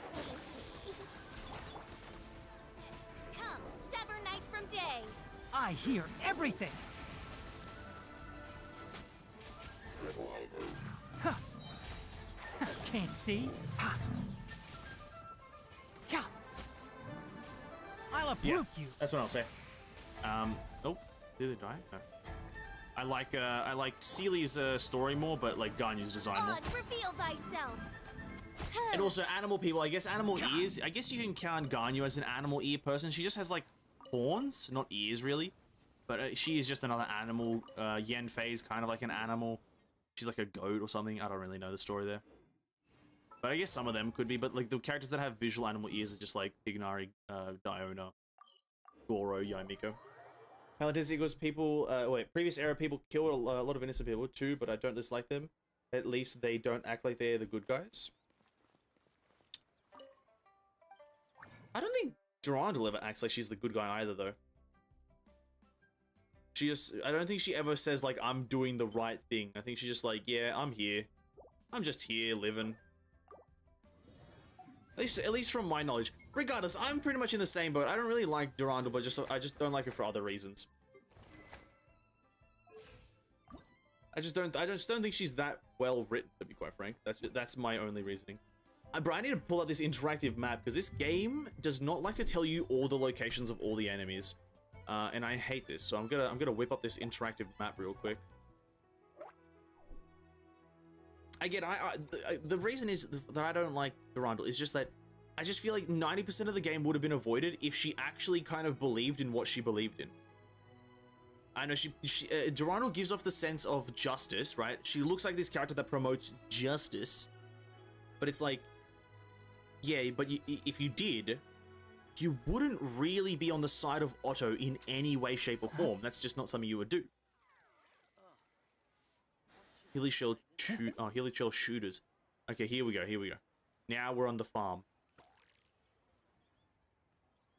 I guess we can go there. We'll go right here. Hato versus those animal ear character in Genshin, because I don't know who else have the ears besides Tighnari. Probably the characters in Genshin. Like, it depends on what we're, like, visually, probably the characters in Genshin, But if we're talking just like the whole packet of voice actor, visuals, story, then probably part of else. Nick Sealy or Ganyu. Still visually Ganyu, and then Sealy story. Nyx's look is great and all, but it is just black and red smashed together in a weird format. I don't think her having that outfit makes much sense. Keep up. Like where does she get those outfits from, right? Or where does she get that kind of like spiky armor outfit from? I hear everything. So it's still the same. Enshroud. Like I like the design, but it just like really just doesn't make much sense. Oh shit. I feel like if Nyx followed the same design philosophy as Sealy, where it's just this kind of dress thing, like then I'd probably go for Sealy in terms of looks. One with the But forest. like for now, it's still Ganyu looks.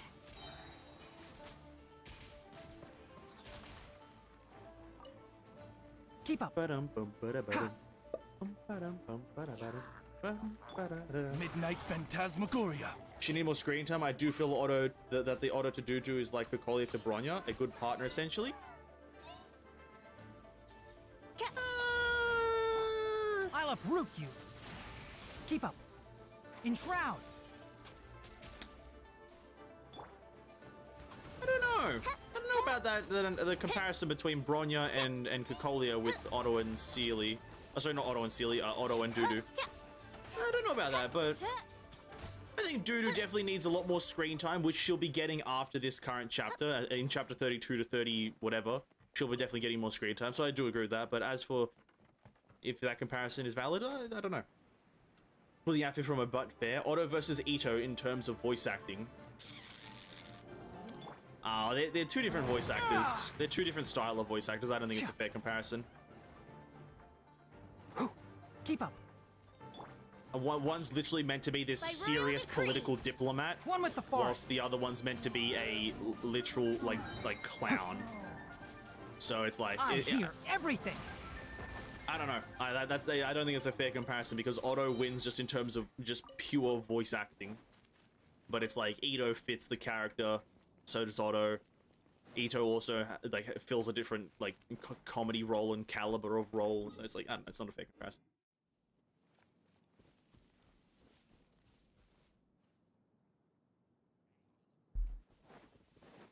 Enshroud.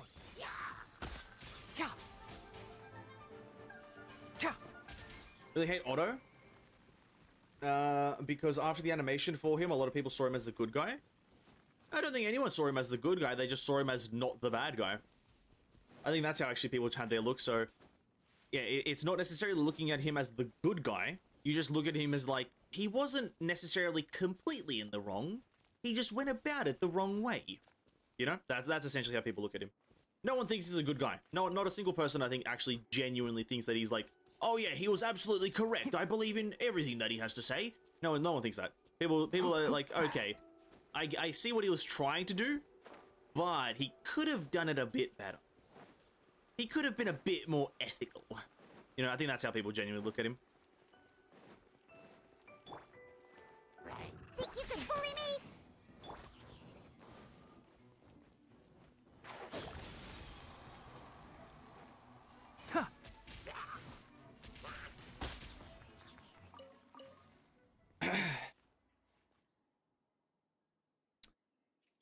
Ito Noodle Arm, true. Otto keeps Dudu close to him and treat her different, unlike with others, but not with good intentions.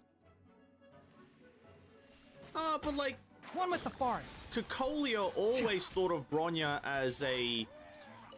No, Kokolia was always taking... I don't think Otto actually cared for Durandal. That's the thing. Kokolia genuinely cares for Bronya, but I don't think Otto genuinely cares about Durandal. I don't think he gives anything... He doesn't care an ounce about Durandal. Maybe he does. I don't fucking know. He did apologize to everyone though at the end there, so it's like... I don't know, it's in a gray area for me. It's in a gray area. I can see where you're going with it, but I don't know. I'd have to see. I can't remember all the details of the thing. I don't think so. People still don't like him. No, no one likes him. No, no one likes Otto, but they see what he was saying. They were like, yeah, okay, I see what you're trying to do, but it doesn't. I don't agree. Like, your methods could have changed. Let's nip that in the bud. Like, I don't think necessarily, like, causing, like, essentially the collapse of the world is a necessarily good thing to do, but he did it. But the reason he did it, or sorry, his goal for it was moderately okay. He just wanted to bring back someone who was essentially the best person in the world, and quote unquote the best. So it's like, yeah, I don't know. He's dead now, isn't he? Dead now. GG's, innit? GG's. Gotta hit him with that L plus fucking ratio, dude. Just get better. Keep up. Otto's got absolutely no fucking chicken dinners, dude. He hasn't won a single chicken dinner. The absolute state of Otto Apocalypse's win rate, dude. Absolute state.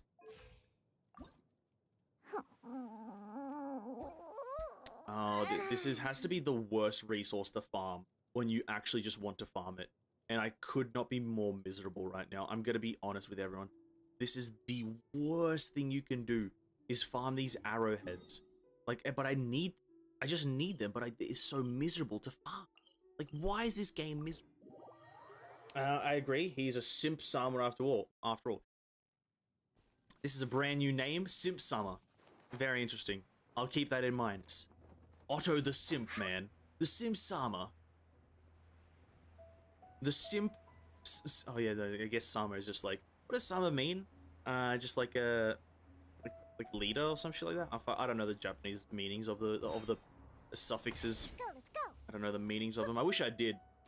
I once tried to use anime as just a way to discern of how the hell you use san, chan, ne-chan. I tried to discern how the fuck you use all these just from watching anime. It's rather difficult, I'll be honest with you. Rather difficult.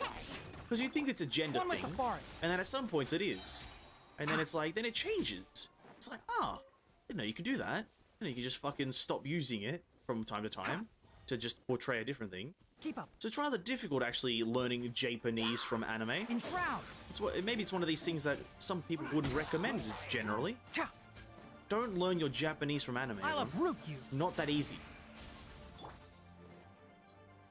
Oz, reveal thyself. Not an easy procedure. One with the forest. Especially don't use Spy X Family as a way to learn Japanese, because apparently I saw a video by someone. I can't remember who for the life of me now, but I saw a video about how the way that Anya says mother and father, which is haha and chi-chi, or some shit like that, apparently that's very incorrect. It's like grammatically incorrect way to say it, which is rather interesting. I thought it was just like a familiar way to say it, like a family way, but apparently it's just fucking wrong. For the most part, at least, for the most part. I need to go over here. And that over here is here. In chapter 11, the orphans call him Simp-sama, which sounds so familiar to father in Japanese. Still funny. Oh, do they? Part of the learning process. Chapter 11, which one's that? Oh, that's the fucking... Yeah, that's in the fucking memory, not the memory shit, the fucking, the void zone, Bronya, Joachim, meeting Welt Yang and whatnot and shit like that. Yeah, I remember now.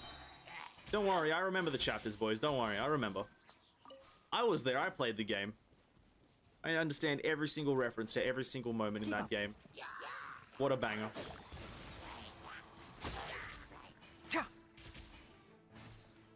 I hear everything.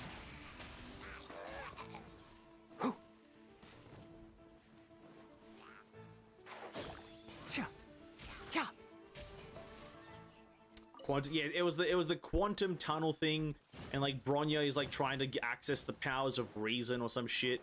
This is before she like shits on what's his face, Tutankotl, Quetzalcoatl. I don't know what the boss's name, but there's that one boss, and she's about to roll and smoke him when she first activates her reason powers, and she's like doing like trial by fire to unlock them. By like Welt Yang's younger self is like dishing out the challenge. It's a fucking weird chapter sometimes. I look at it now. I look at that chapter, I'm like, yeah, this is a bit weird, wasn't it? A bit weird. Because, like, surely Welt has better things to do than just, like, challenge a girl. Surely, well, surely you got better things to be doing, right? Apparently not. He's like, child, you must face my challenges. Firstly, climb Mount Everest and bring me one frozen popsicle from the top of the mountain. And then she failed because she didn't know where Mount Everest was because it's not in the Hoyoverse. Sama is to address someone superior, like a master. Chan is to address someone younger or opposite gender. San is someone older. Can't see? That is true, I think. Let's nip that in the But butt. it's like, I'm trying to... I remember an occasion where, like... Chan is like... So what is it, Chan? Chan is to address someone younger or opposite gender. Ah, yeah, no, that makes sense. Never mind.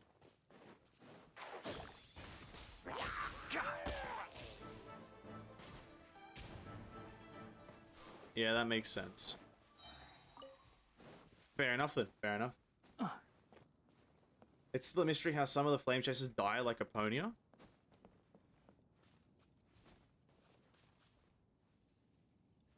Is it a mystery? Is it? Herstra of the End is quite strong. I think Herstra of the End can snap most people out of existence, to be honest with you. Sealy breaking into the door to the quantum tunnel, and now we're here dealing with quantum enemies. Fucking hell, Sealy. Yeah, listen, I like Sealy as a character, but she really fucked us over there. She really fucked us over there.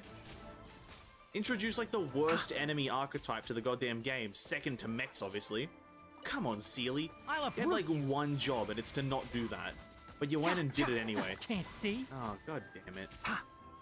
One thing after another. Keep up.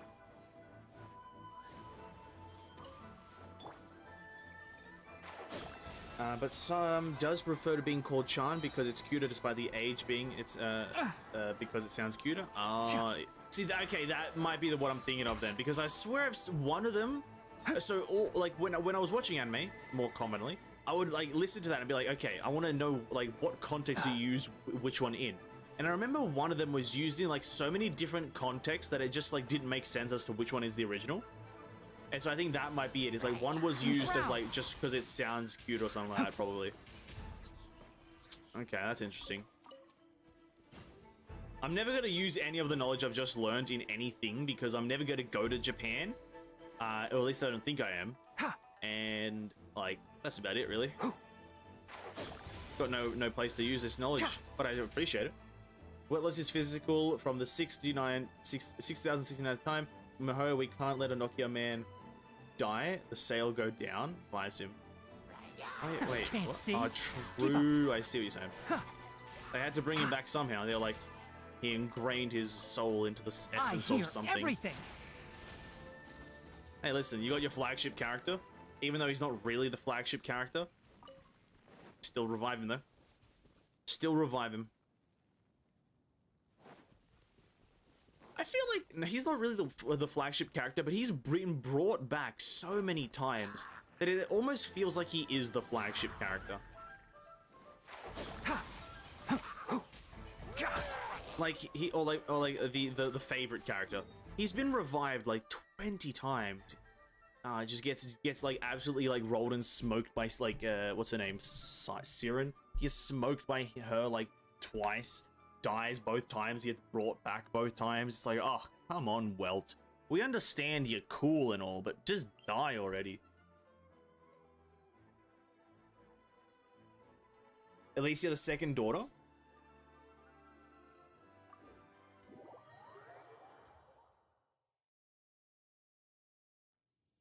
I don't know about that one.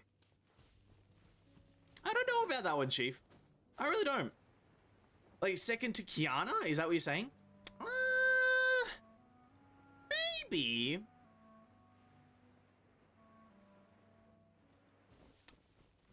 Just think Alicia's story is a bit shorter, isn't it? Just a bit shorter. It's like Kiana's out here with like almost like a 30 chapter story.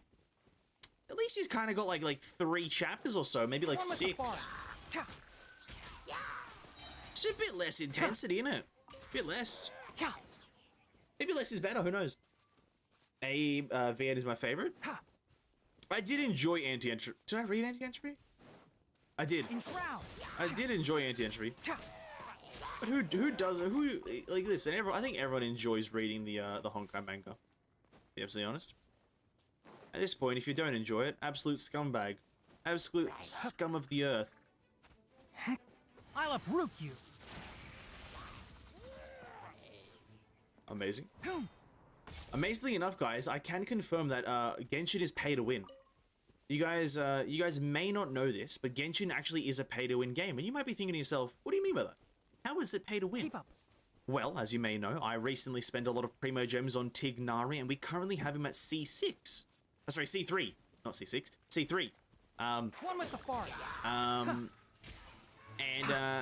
after doing said rolling on Tighnari, I was immediately able to get floor 12 of Spiral Abyss done.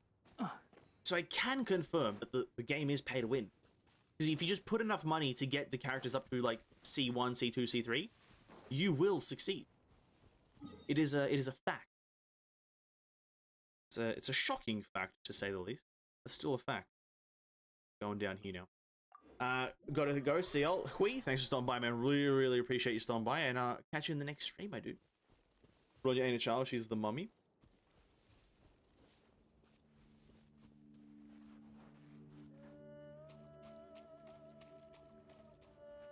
Yeah, fair enough. I obviously we're talking about Silverwing next, aren't we, boys? Obviously talking about Silverwing next, aren't we? Very good joke. Try to fool me there. I did see that. I think all the... Okay, listen, I want MiHoYo for Honkai to focus maybe... I like that they're doing a story right now, and I think they're going to conclude this current Elysia story before they go into doing anything too drastic. But I think they should probably try to, like, maybe do more stuff with Afo. Because obviously all of the Afo characters are going to be playable except Lyle. I think that's pretty obvious. But, like, maybe after current Elysia chapters, chapter 31, they have, like, an intermission period where they just kind of focus on, well, one chapter or one patch where they're like, yeah, listen, the main story is going to take one patch hiatus and we're going to just release Afo May as well as Timido, and Teresa is going to enter into Afo 3. We're going to have adult Teresa, and by adult I mean just the same child model. Who do you think you are? I think that would be good. Get on it, MiHoYo. Cheers. Enshroud. Pew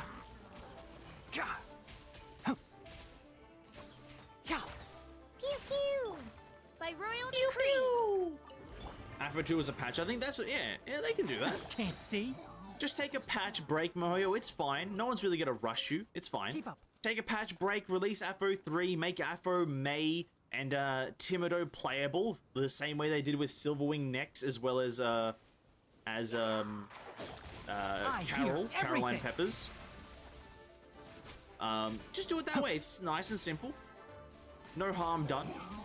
And then also at the same time in Afro 3, you release Teresa or Durandal as like more playable characters in the Afro game mode. In Afro 3, new story, new things.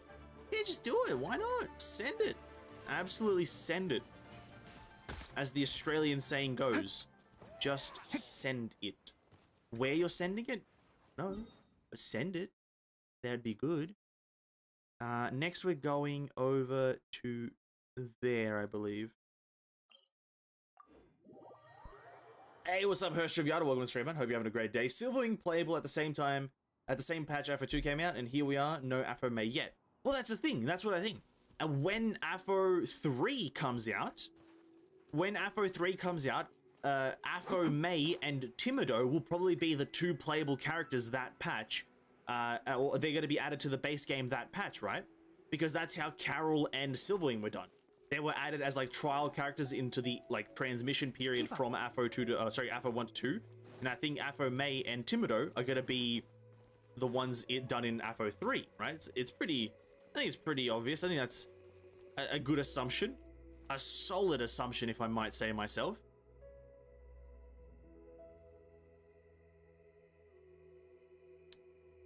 Some hilly chill camps there. This is very annoying. Let's go here. A molding? What are you doing, Elysian Realm or something?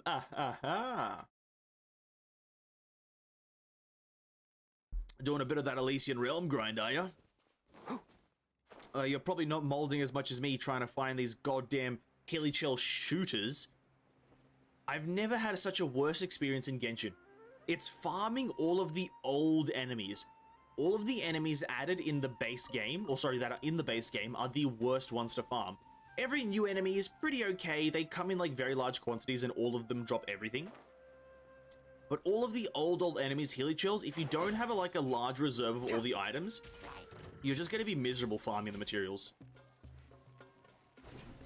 Like right there, we killed one guy and all we get is like one arrowhead. It's like, oh, come on, dude. Give me like a few more, please. Keep up. I beg, I beg. I'll uproot you.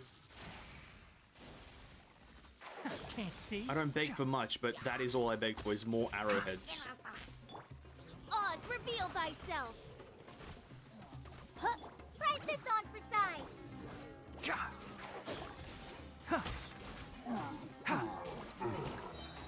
Oh, so much damage. I hear everything. Ha! One with the forest. Oh god.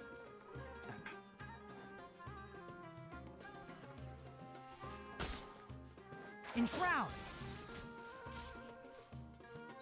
Nice. Tried finality. Oh, sorry, I did a memento with Calpus 2 and Cosmo 2. What a pain. Can't be hit even once since it left you at 1 HP. Ooh, that sounds miserable. But were you sure? Okay, my question is, were you doing mega damage province? Was that like a mega damage run? Because I can, like, Calpus 2 is already strong, but Cosmo 2, if you can get all enhancements, like Cosmo 2, I believe, is also mega strong. Keep up. As well as if you can keep like at least like 40 stacks on you. I think it's like such a strong build. One with the forest. Ka!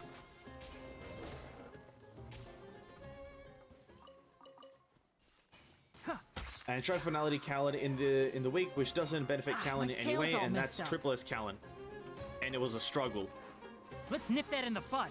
Yes. Keep up. Callan struggling. Can't What see. a surprise. Ha ha ha. Callan. Special. Definitely didn't make an agreement to do a Callan run in the future.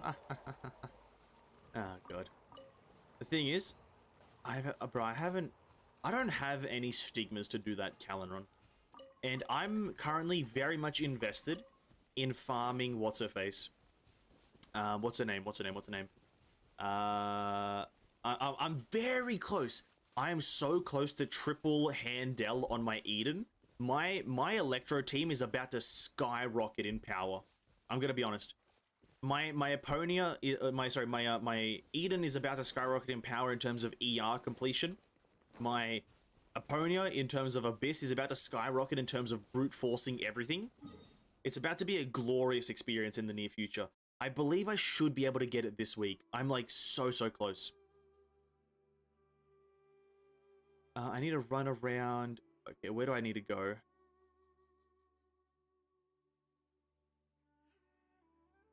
Right there.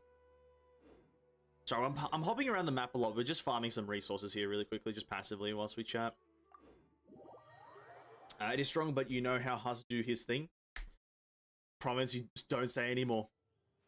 I know exactly what you mean. Husk do Husk things. Absolutely correct. Husk being Husk.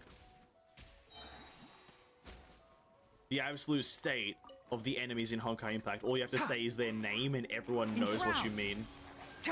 The absolute state of enemy design.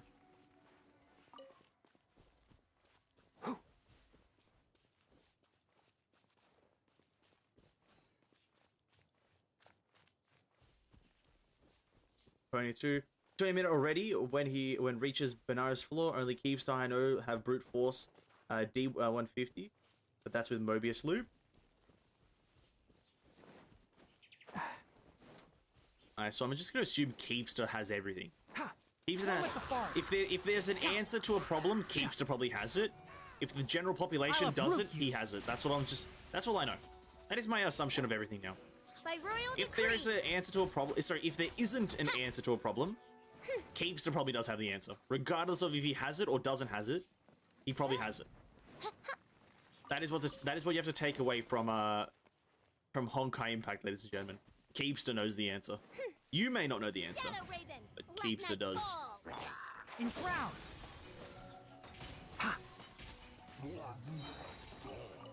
Take that to the grave.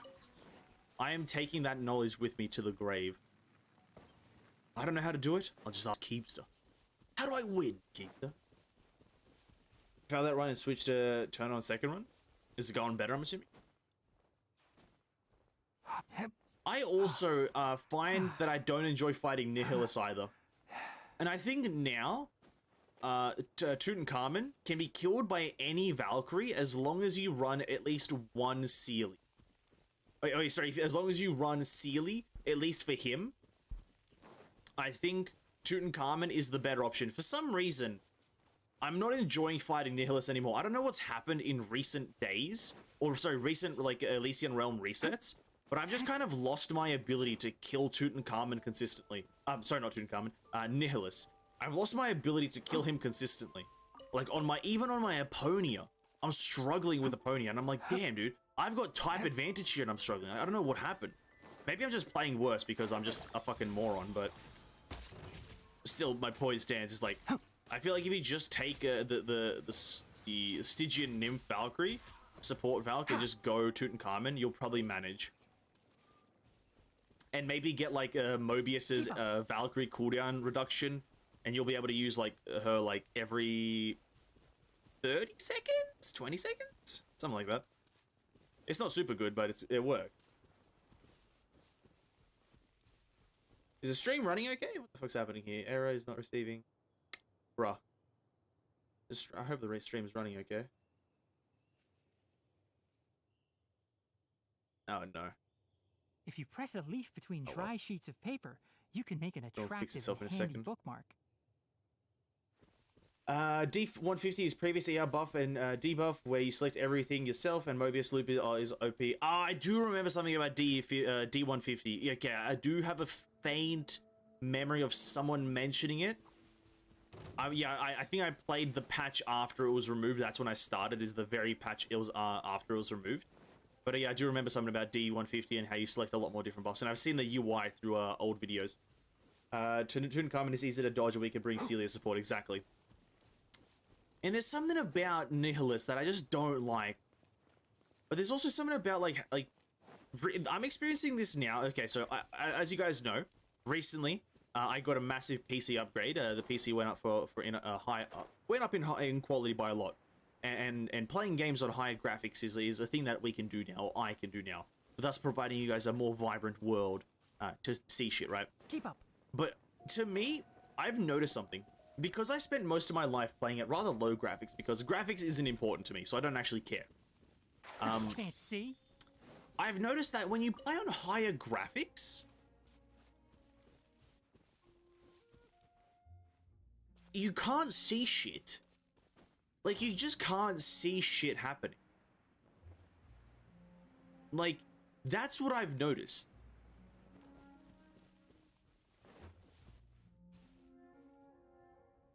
Like, that's what I fucking noticed. I don't need to fight, dodge fight in Tutankhamun, do you? So laggy? Is the stream laggy? Is the stream laggy or what? What's happening with the stream?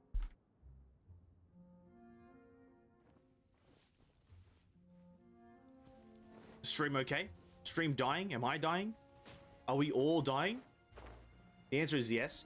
What's happening? Is it okay?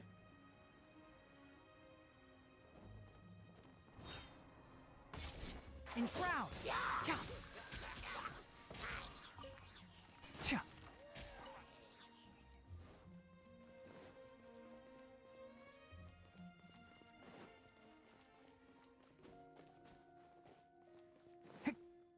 Hmm.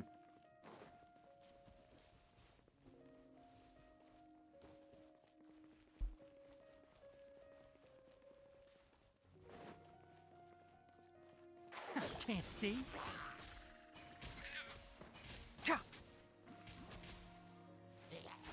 Ha! Ha!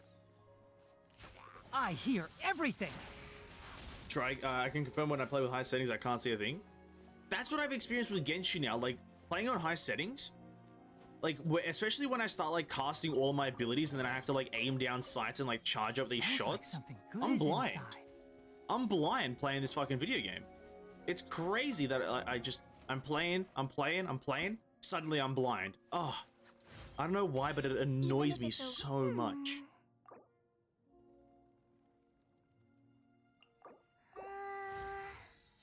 I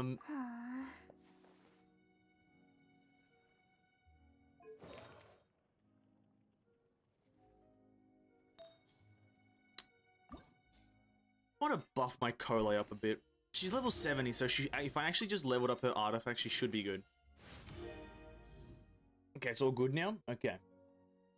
Cool, cool. Oh, and we roll crit damage? Amazing. We're gonna level some artifacts up and see if we can do some fun stuff here. And by fun stuff, I mean mold at percentages. Would they go into Elemental Mastery? Not a positive one, but it's okay.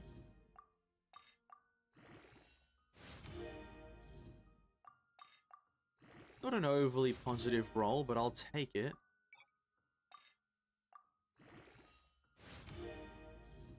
HP? Sure, why not? Whatever you say, video game. Yes, C damage rage. This oh god, okay, that reminds me. After this stream, I need to work on some emotes, some more emotes to be added to the Discord, as well as if I can add any to the actual stream. There's going to be more emotes coming. One of them will be whatever you just said. C rage. Bam.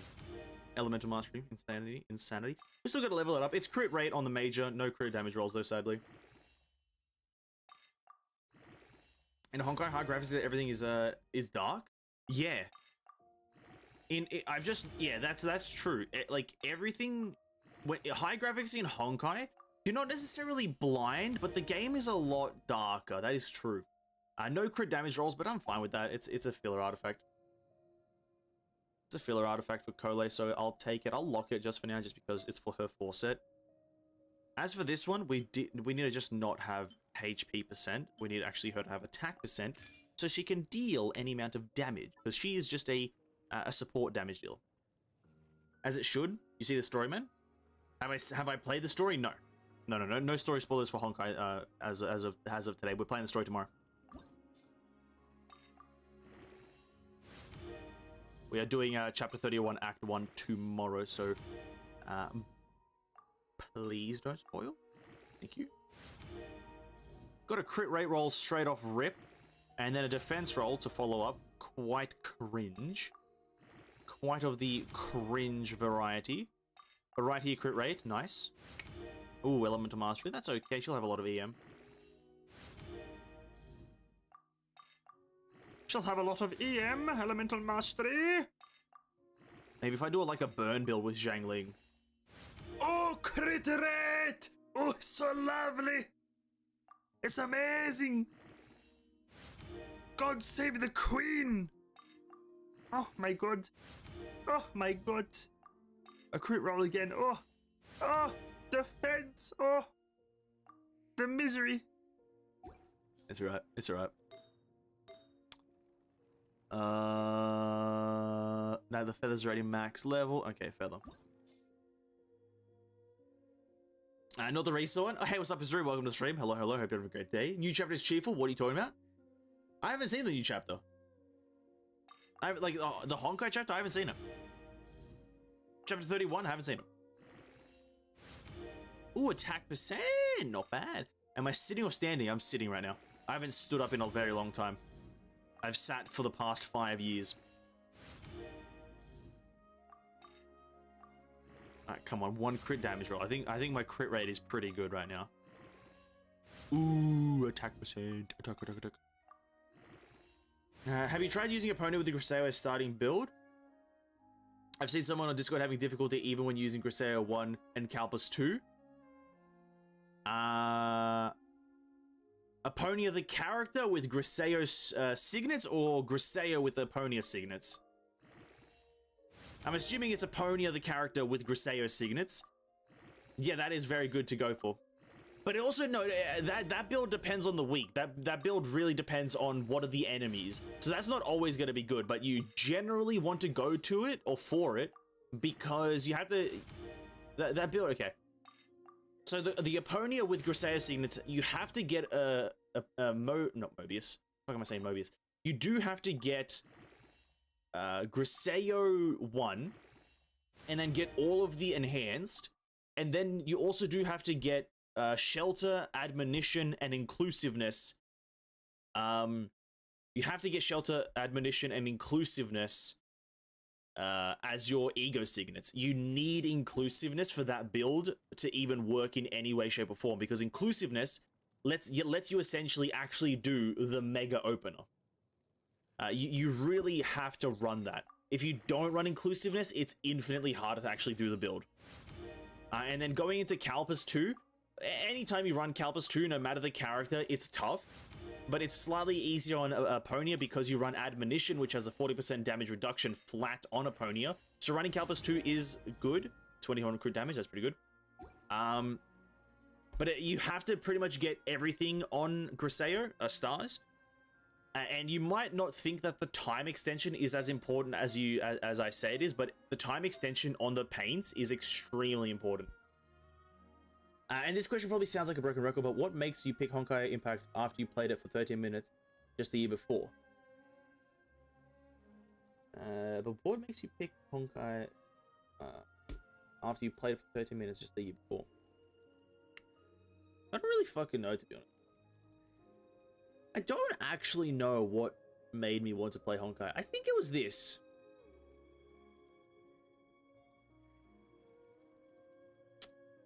I don't know. It doesn't make sense, does it? As to why I started playing Honkai Impact. It doesn't make much sense, because here's the thing. If you go back to when the first Honkai stream was, the game that I was playing just before Honkai Impact's first stream that I did for it, I was playing Enter the Gungeon. I wasn't even playing Genshin. Like I think the very previous stream was literally a Enter the Gungeon stream, right? So I don't know why I got into Honkai, but I always wanted to give it a shot, and I just couldn't really remember my first experience with it back when I played it for 13 minutes the other year. So I just gave it another shot just to see how it was again, and I gave it a bit more than 13 minutes because I think 13 minutes wasn't a fair thing. Just be quiet so you don't need to dodge. True as well. He usually said he got stuck with Hephaestus. I usually go with Discipline and Stars, but he don't have Discipline yet, so I thought I've seen... you may have tried... The thing is, I still struggle on Hephaestus. Hephaestus is just a shit boss. I'm sorry to give you the big news right now, but Hephaestus is just a shit boss. Even my Aponia, full Xeno, and level 65 weapon, I still, if I don't have the perfect sigils, and if I don't play perfectly still, I still struggle on Hephaestus. He's just a fucking idiot. He's just a fucking muppet, man. He's a fucking muppet. Anyway, Kole. Kole Sacrificial Bow. Let's level this bad boy up.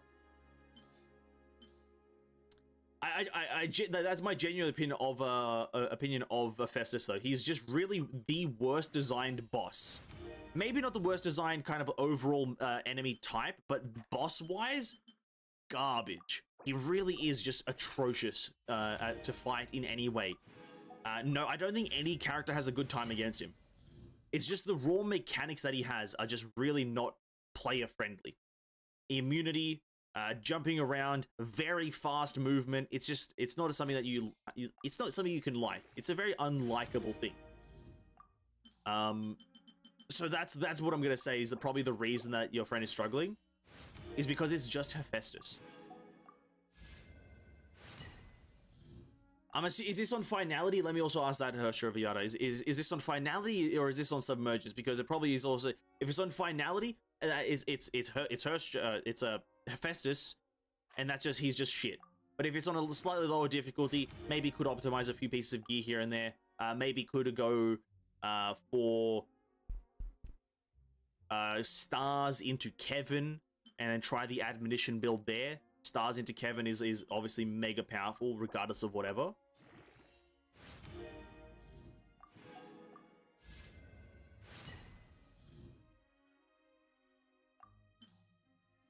6.02 common sword with triple head Hephaestus. And no one's gonna do Hephaestus. I'm just gonna say it right now. No one's gonna pick Hephaestus.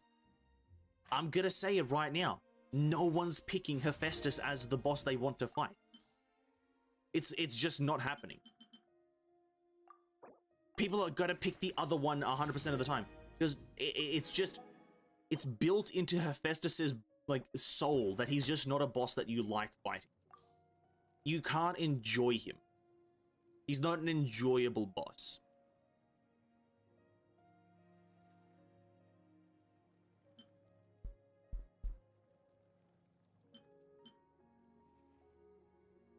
Did I not refine my... Wait. I thought I refined my... What did I refine? They're all ones. Okay, I thought I refined this. Whoops. I thought I did this last night. I replaced it. I'm not sure if it's finality or not. Last I've heard is that abstinence. Oh yeah, it might at that point then be just like gear optimizations here and there. Like, is it all max level stigmatas? Do all the stigmatas work with each other? And then also slight bit of play style, like, you know, using iframes correctly. Trying to stay in Eponia's kind of like a predictor sentence is probably one of the biggest advices I can give when playing that character. Like, maybe that would be good on her as well, but then... Who do I use more right now? I use Kole more.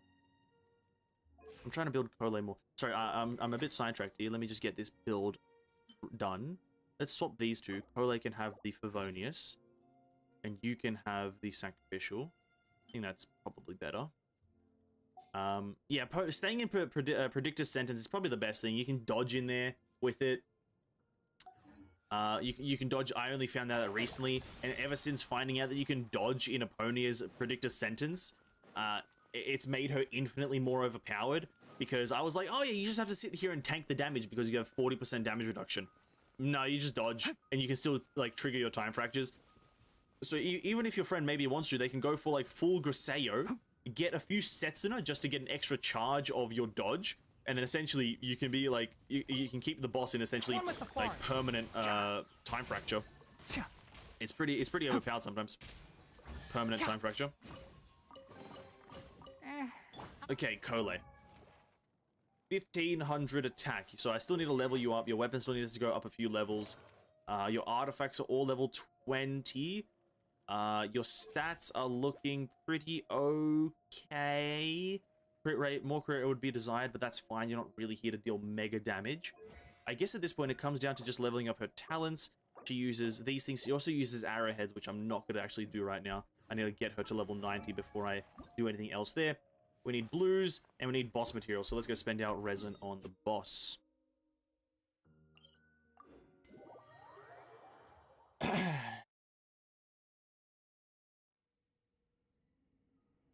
It'll be if people to Herrscher of Human Ego, because SS is weak to ice. Nah. I'm not going to do that. I'm just not going to fight Triple S Hephaestus unless they fundamentally make the other boss terrible to fight with Herrscher of Human Ego. I'm not gonna fight Triple S Hephaestus unless it's fundamentally better. Because I can guarantee that a Triple S Hephaestus is just gonna be the definition of bullshit. It's gonna be the most bullshit you can ever have in a fight. Just like we rehearsed. Midnight Phantasmagoria. Enshroud! I'll uproot you! Do that. Oops, in the wrong order. That's fine. Think you can bully me? One with the forest! Oh, nice. Keep Better nice, better nice. Did you get a free Herrscher of the Void on the second account, or did you make it after that starter event update? I did actually get that free Herrscher of the Void, yeah. I do in fact have Herrscher of the Void on the second account. It's quite nice. I am building that Herrscher of the Void, but it is taking its sweet time because apparently, like just physical is fucking shit. That's what I'm saying. And Herrscher of the Void is garbage. Now I'm trying to get 3 set of the Elysia artifacts, obviously, because Elysia stigmas, right? But it's taken a bit of a while. Obviously, that shit takes a while. I got level 4 Sumeru reputation. Congrats. Level 4. Wow, I'm only level 3. Congratulations. What do you unlock at level 4? I don't think anything that major, right? I'm assuming you're just doing all the side quests, or you're getting you're maxing out the reputation, Azuri. I'm assuming you're maxing out the zones and the exploration. Oh, it's underneath. Oh, sorry. Yeah, did I say exploration or reputation? Exploration. Getting 100%. Because that gives a lot of XP, to be honest. So if I did that, I probably might be able to do. But I just can't be asked.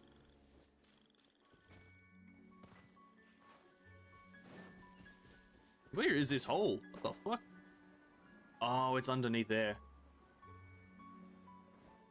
You can try Herrscher ER aside from Herrscher of Human Ego for Honkai ER content. True. One account tries Herrscher of Human Ego. The other account tries Herrscher of Void. See who's better. Imagine Herrscher of the Void is better. That's crazy. That would be absolutely ridiculous. Wasn't his main account before the update? Yeah, I've got Herrscher of Void on both. Oh, it's the old guy. Shit. I did all the side quests, found some Dendro killers, did bounties, and got to level 20 exploration. Oh, nice. That's very good, very good. Congrats. I think I got there today. Oh, sorry, no, I got to level 3 today. With after doing all the reputations, the bounties and the other things.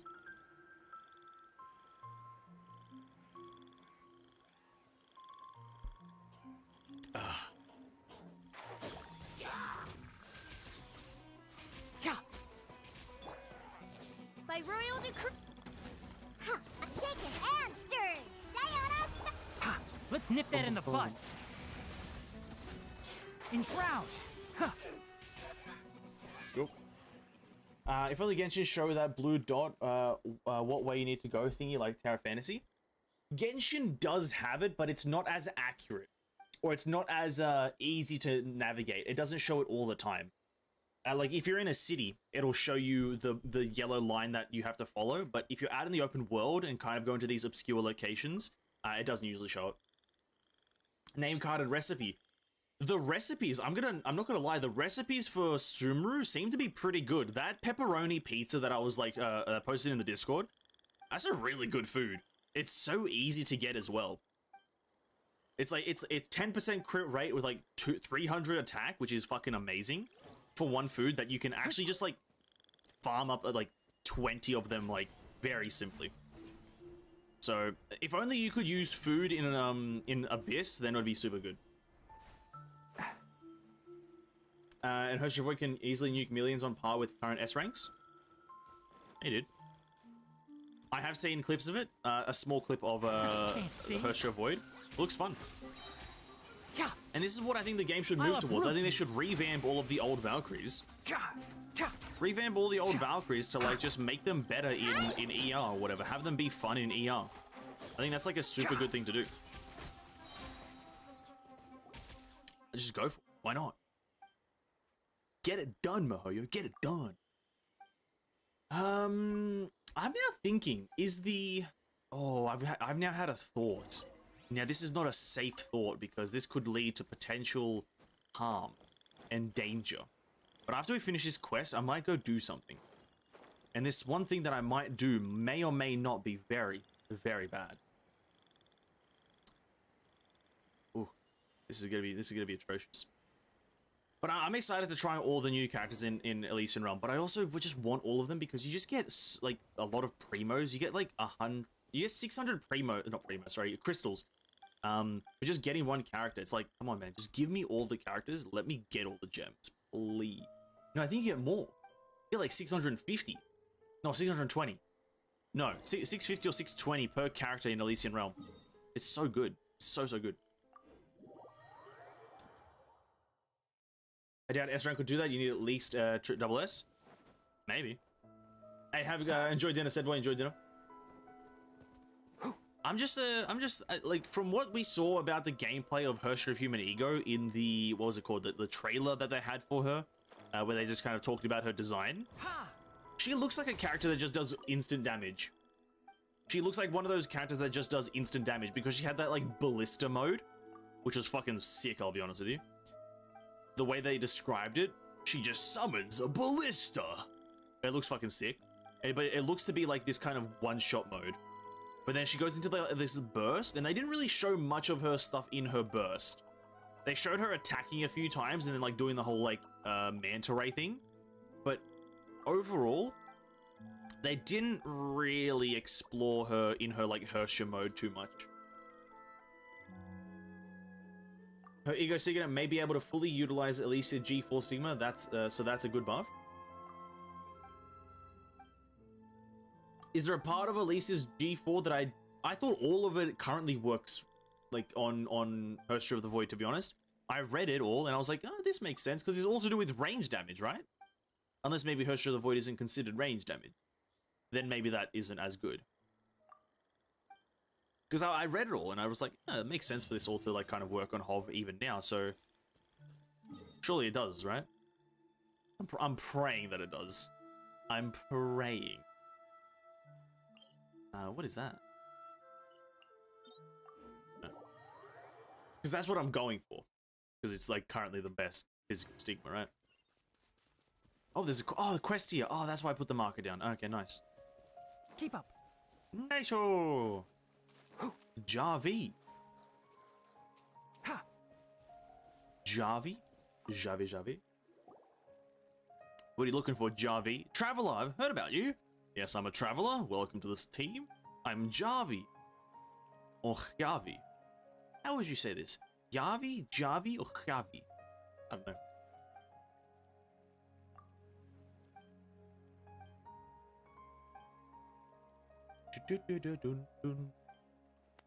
Could you help me find it?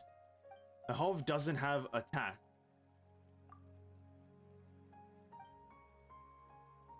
Sorry? Beg your pardon?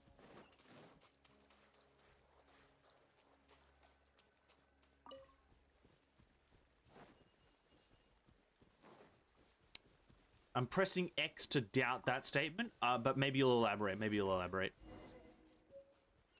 Give the dream to Javi. I'm gonna drown!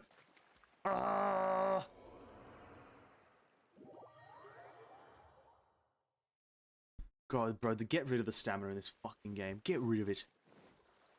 Why is it here? Why must I suffer? Why are we still here? Just to suffer. Javi, I don't care about your dream box, dude. Why? What's it? What's in the box? What's in the box? I think Genshin should really move towards having all of their voices, or all the NPCs voiced. You wanna know why I say this? Because The Witcher 3 did it. Collect Sumeru Rose seeds. Oh shit, I need the seed box, right? Switch. Yep, switch to the seed box. Go here. Boom. Yeah, I think, and because Skyrim did it, I'm gonna say this right now. If you have an open world game, you have to have all of your NPCs voiced. If you don't, shit game. Because there are like old games, very old motherfucking games, have all of the NPCs in the game voiced. Skyrim and The Witcher, every single NPC voiced. Bro, and we're over here, billion-dollar company making $25 million+ a goddamn month, Mihoyo is, and they can't voice every single person? Fucking poverty. Absolute state of Genshin Impact's immersion. I would care about every single NPC if they just spoke to me, and if I spoke to them. But I'm Maddie just like doing this weird like death stare that you can just see. What is this? What are you looking at, Traveler? What are you looking at? Ugh. The state of this game. Delicious food, freshly made and served. Delicious food, you say? Jahangir? Or Jahangir? Jahangir? What do you got for me? I'm starving. Okay, you've got pani puri. Oh shit, let's go. You've got curry shrimp. You've got masala cheese balls. You've actually got some masala cheese balls, which give crit rate by 9%, which is not terrible. You've got pani puri, which is revive food. And then you've got potato boat. Ah, yes. My favorite dish. Pani puri, masala cheese balls, and potato boat. Ah, yes. I'm a man of culinary exquisiteness. I am cultured. I am a man of utter taste and refinement.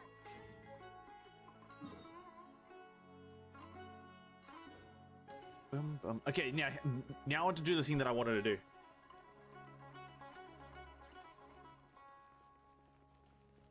I'm gonna have I want to see what the fishing bow does. I can't remember its ability, but if the fishing bow is good, I want to get it because you can get it to R5 and that's fucking overpowered. If it's a good weapon, I want to see if I can use it on Collie. I'm gonna drown.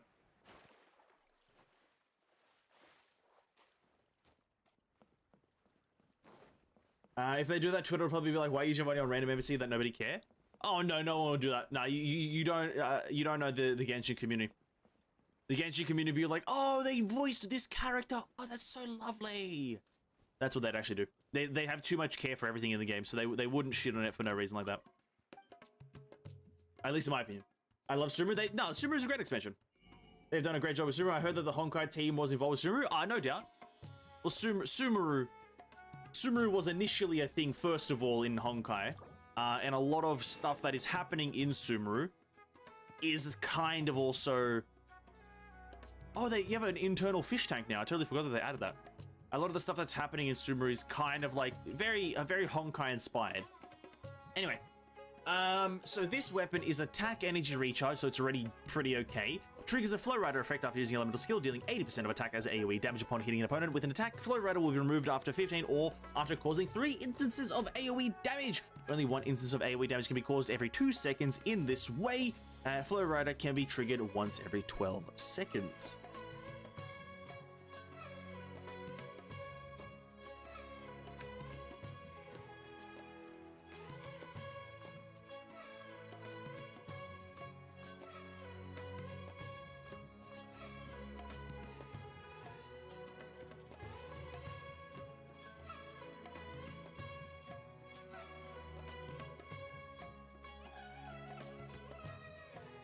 What do they mean by an attack? Does that include elemental burst, or do I have to actively attack the enemy? I'm gonna probably fish this weapon up. I'm probably gonna fish for it because I'm fucking mental. I'm an absolute fucking madman. That's pretty much why. What is this gadget? A self-adaptive pension stabilizer. Can I buy it? I can. Oh, thanks. And now I need to get this. This does require different fish from the other thing, so we might as well get that along the way. I guess we'll fish! No. When you obtain the fishing line stabilizer from various fishing associations around the world, you can use it to assist in fishing. The fishing line stabilizer will be activated by default. You can actively choose to deactivate or activate the assistance of the stabilizer. While you are capturing certain fish, you'll obtain certain buffs based on the number of fish of this species that you have caught in the past. For example, when you are within the ideal tension zone, your fishing will progress faster. Yes, that is true. Now we need to make the formula for the fishing stuff, because there's only one formula, it seems. So that must mean that all the fish in Sumeru take only one fishing formula. Oh, sorry, fishing bait, which is... That's fine. No real problem with that. I'll accept it. Means I don't have to craft anything other than it. Whilst in goddamn other regions, you have to care about what you're fishing. So that must mean all the Sumeru fish only require this one. Whilst maybe if there's a bit of cross-contamination with the other fish, you'll have to recraft the old shit, which is pretty fucking terrible. Learn that. Where's the fishing stuff? This one? Oh, not too bad. Hara fruit and Sumeru rose. I doubt that I'll need any more than like 150. So I will craft 150.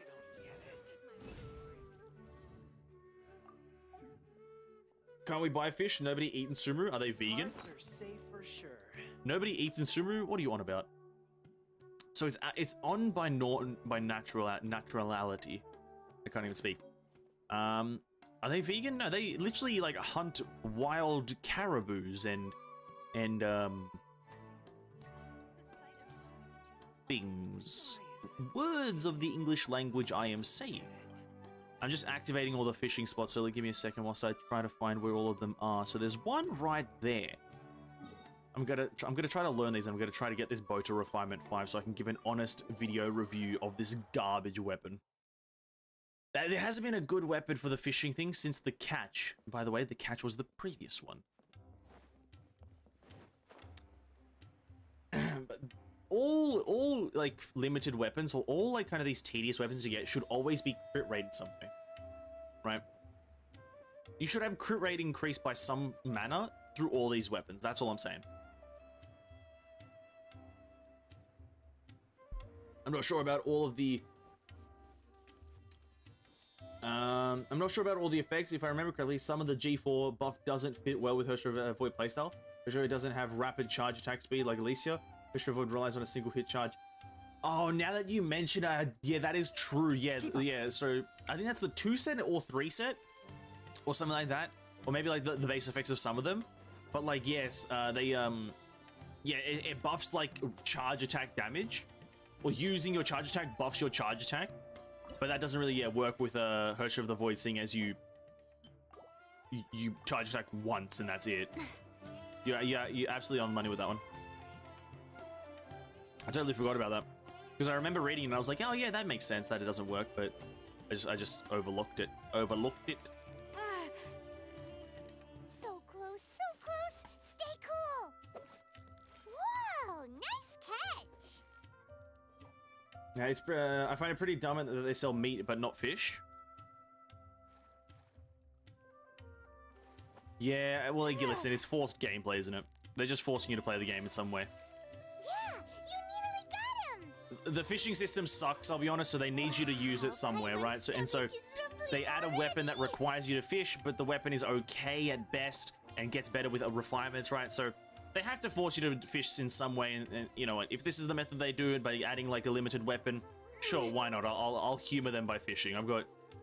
I've got not many more things to do in my life. I could just fish in Honkai or Genshin. Sorry, What is it? I'm fine with Is this. it another Paimon? I've got no aversions to fishing. Even the set buff of G4 at least is not fully utilized because her ultimate Hov can't spam rapid attacks fast enough. True. Yeah, you're absolutely right. I totally forgot about that. But I think still the base effects of the stigma still all function properly with Hershra Void. So that's why I still think it's pretty much the best you can get on her. Unless it's her signature one, I think maybe then those will be better. But I think I'm still going to probably go for G4. I'm not too fussed about how much damage I'm dealing. So it's not like I'm going to use Hershra the Void as my like main meta character for physical once I maybe get other characters. Whoa, nice catch. Bro, there's so many fish just respawning. What the fuck's happening here? Has fishing been remade in Sumeru? Have they like made it so more fish spawn in one pond? That's pretty cool, actually. Whoa, nice catch. Nice catch. Nice catch. Very nice catch. Oh, those fish take something else. Wait a minute. Wait, why didn't he eat the thing? Oh, maybe. Oh no, because 2 of them were on one. Okay, that's why. So close, so close. Stay cool. Wow, Paimon's stomach is rumbling already. Probably can use 2 set with offset. True as well. That is another method of like playing. I've noticed that with a lot of builds that like let's say like Keemster does. He's like uses a 2 set and then just a random really good off piece, What is it? which is valid. Like might as well go for it, right? I just don't have the. I personally just don't have them. I would 100% do that if I had them, but obviously poverty and not putting money into the game prohibits a lot of things.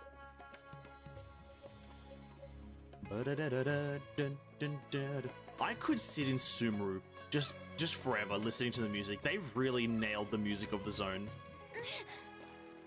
They really just did nail it. I'm just gonna say it right now. Wow. You can't get any more aesthetic than whatever I'm listening to right now. Paimon coming in! Paimon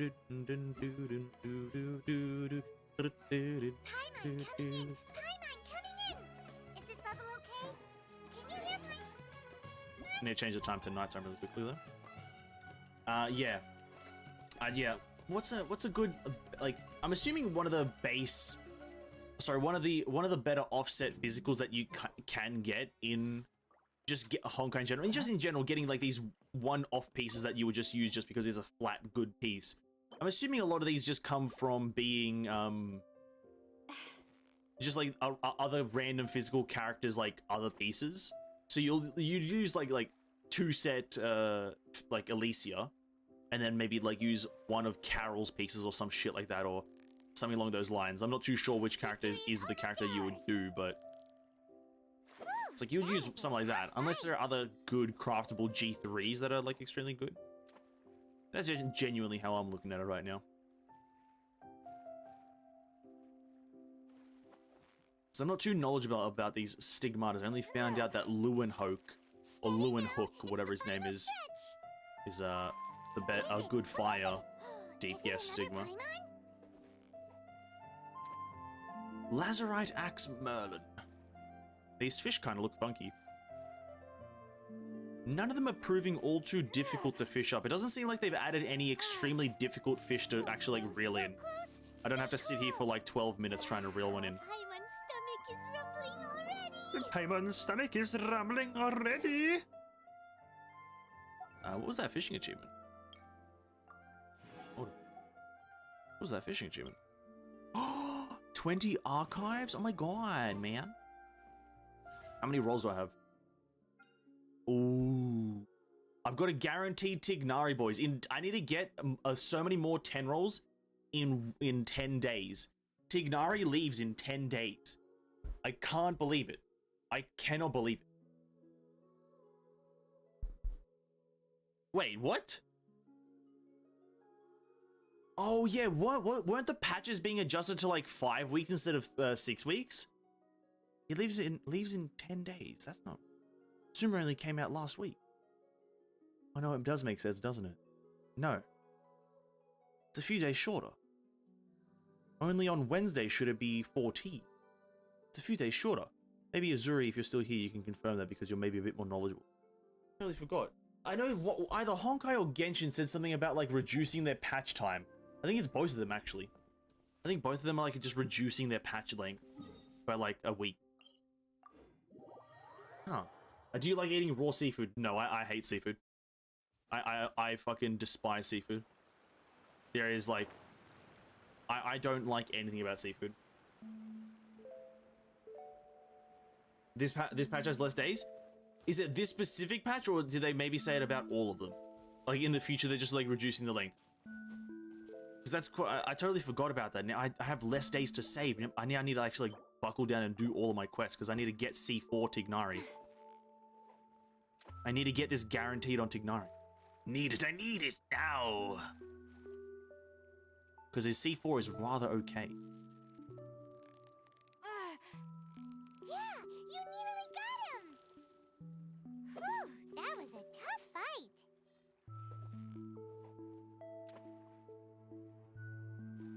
Well, now I'm stressed. Now I'm stressed, man! I now need to grind the game again? Oh, God, the humanity. Oh, the humanity. You've got it! You got it! Whoa, nice catch! Nice to catch you. Nice to catch you.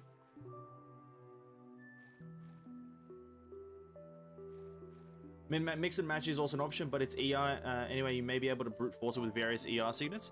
That is also true. Like, you probably could just like chuck on Marco Polo or some garbage like that. Paimon's stomach is Whispering rumbling Parchment?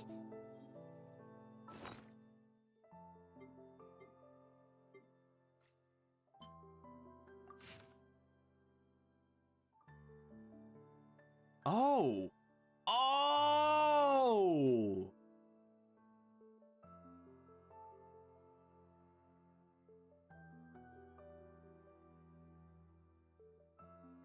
Oh, you had to fish here. Oh shit, let's go.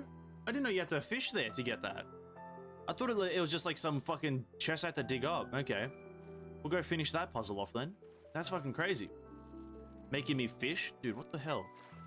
You've got it! You got it! But you're absolutely right about that. Wow, Paimon's stomach is rumbling Like you can just kind of brute force a lot of ER and just a lot of, I guess specifically ER, you can brute force it with just like Signet combination.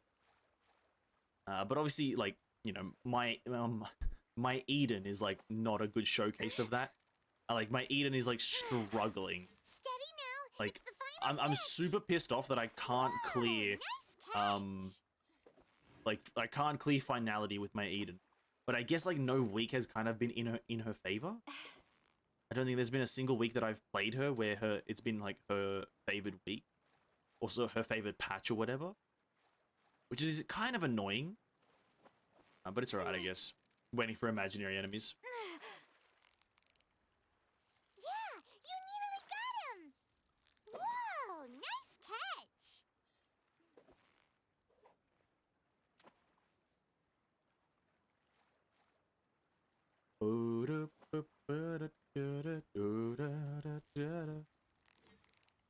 So close, so close. Stay cool. What is it? What is it? 3.0 to Is it another 3.2 has Paimon? less days, like 32 to 34. Okay. That's interesting. It does make sense, yeah. His character banner is just here for about 3 less days. So it's not that big of an issue, but I forgot that it was happening. Blinded paralysis, yeah, that is the problem, but it's also, I think my Eden doesn't have that great I just don't think Eden's good without 3-set Handel. I'm just gonna say it. I think she sucks without 3-set Handel. That's all. Have 3-set Handel, I think I could even do it this week.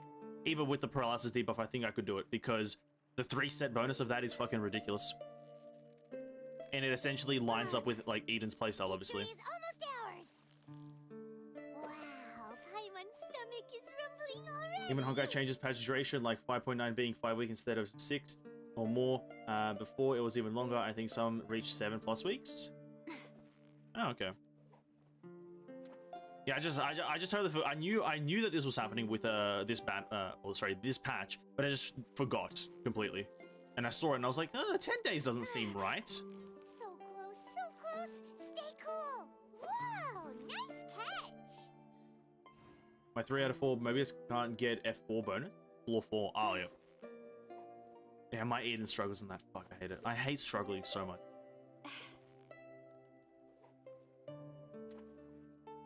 The paralysis debuff have been nerfed. It was 30% this week. It's just 5%. Everything...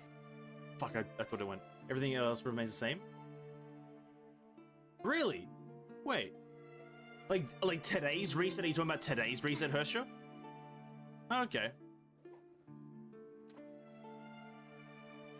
Okay. Okay, if that's today's reset, it's being nerfed down to 5. Okay, that's pretty... That's a large nerf. I'll be honest, that's a large one, but sure, I'll take it. Why not? I might give Eden another go tomorrow. If we have time tomorrow, I'll do Elysian Realm. I don't think... If we're doing the story, I don't know if we'll have too much time. Next fishing spot is right there, above this village. That's a pretty huge nerf. 30 to 5? Fuck.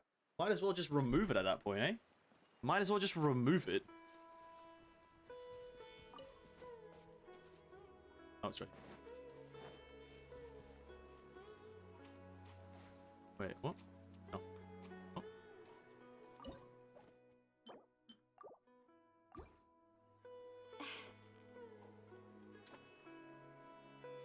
Man fishing now, huh? Yeah, I thought I'd try to get the fishing weapon. I thought I'd try to get it. It looks pretty good and looks like it would work on Kole, so I thought I'd give it a shot. And it doesn't seem like there's any dog shit fish in this patch. They didn't really add any fish that are like super hard to get, like the puffer fish or the koi from the other areas. And yeah, it's a pretty easy process, so I thought I'd just do it. Why not? You've got it. You got it. Wow, Paimon's stomach is rumbling already. But other buff remains, which is weird because it was supposed to change fully after 2 weeks, and it's still healing since Setsuna got buff. Ah, I see, okay. Close, so close. Stay. Whoa, nice catch. Well, I guess that's fine. You know, maybe I can now actually like have a pretty good time with Eden and Eponia because they both still apply paralysis trauma, which is pretty fucking devastating. You've got it. Whew, that was But a yeah. tough fight. I'll do some Moby run later. I want to see her outfit in action. I've seen her outfit in action. We got to play it in the event. Yeah, you need. I got to enjoy my time with Mrs. Coral Lady. In the it's actually so nice that they give you a trial character. It's fucking so cool. Has anyone sped run the bow yet? I'll probably, but like maybe not people who are like uploading content about it. Maybe you'll find some posts on Instagram about it. But I have not seen anything about the bow. Maybe I think it's being overshadowed by the fact that the zone itself is really good. I think people have forgotten that the bow exists.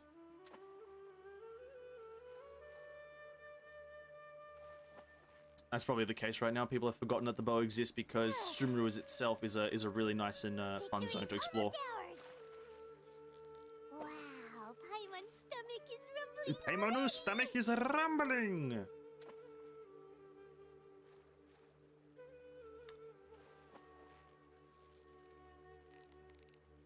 So close, so close.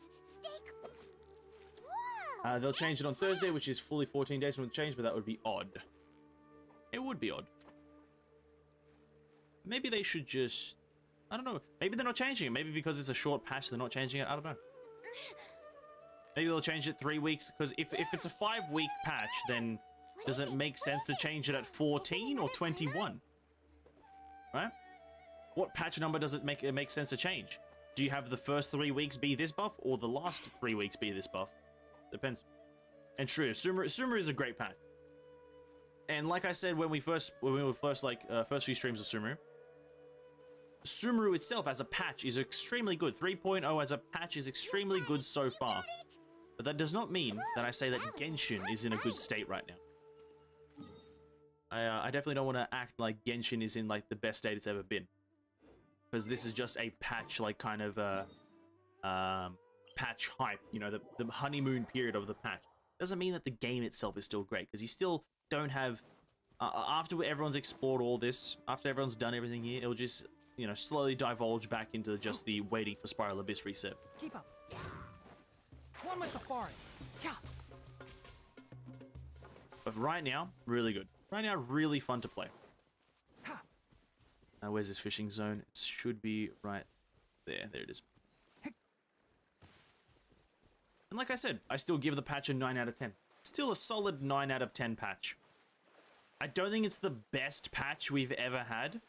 I think, to me, still the best patch is like 2.4, which was the second Lantern Rite Festival, second or third Lantern Rite Festival. I can't remember. I think it was the second. And the Shen Her quest. I still think that's the best patch in the game, but because this didn't really have much shit happening with it except for the Archon quest, which is okay. But there was no combat cinematic, so is it really that good if there's no combat cinematic? I don't know. Victory is almost ours. What the fuck is that? Is that a Paimon's stomach is that a fish? No, I don't think I can fish that fish up. I think that's a pick-upable fish. Pick-upable.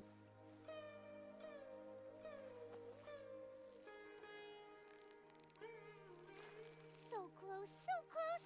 Stay cool. Stay cool. Whoa, nice catch.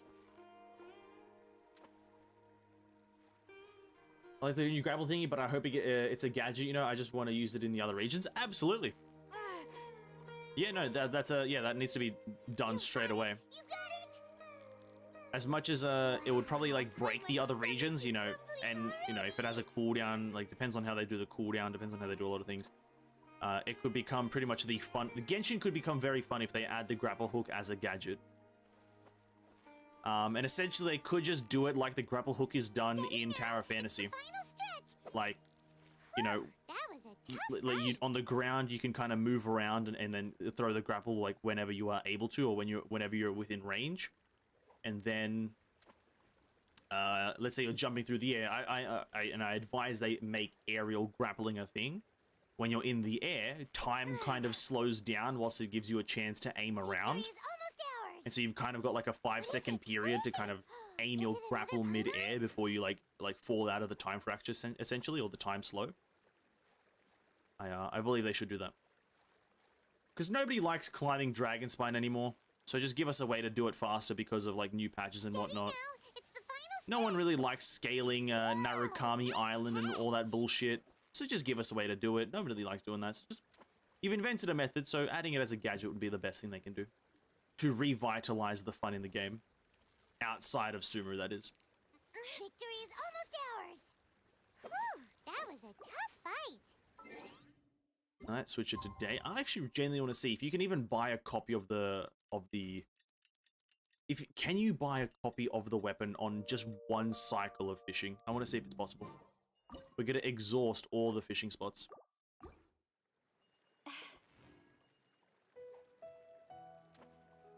We're gonna exhaust them all.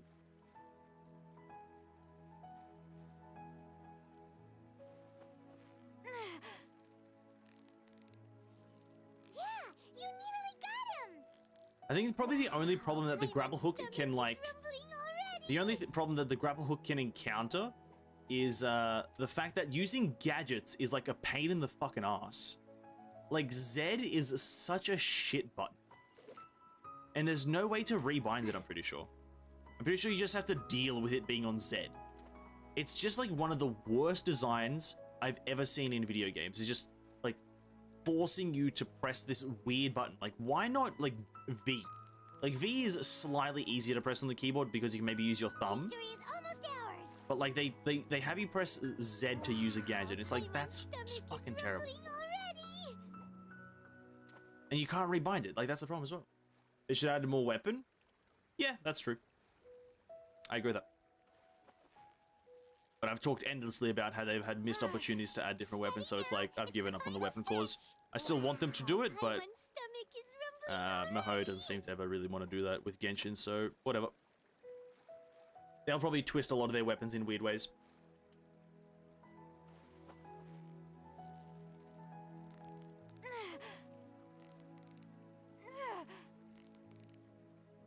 So close, so close. Stay cool. Oh, come on. Wow, Paimon's stomach is rumbling already. I don't need those things, so we move on. And then there's one right here in Sumeru City. Because, yeah, obviously, Heizo is the prime example of a potential fist weapon. I think, some of the characters in, some of these characters in Sumeru, like, I'm not going to talk about them too much detail because I want to cover them in a future stream where I talk about the 3 new characters coming in 3.1, where I do like an early analysis of them. Essentially, I'll probably do that either sometime this week or on next Genshin Monday. I'll just kind of sit down and analyze the next set of characters, much like I did with Tighnari, Idori, and Kole. But like with these new characters, they've had such a chance to introduce different weapons, and in one of the characters they kind of have. In Candace, or Kendake, however you want to say it, they've introduced another weapon thing, but it's not necessarily a part of like the actual attacking process in a way, but it is kind of like a new weapon. But not in the equipping state, or in that it's just in a visual status, right? Which is fine, but you know, I guess they're kind of exploring it slowly, but I feel like they could do it a bit faster.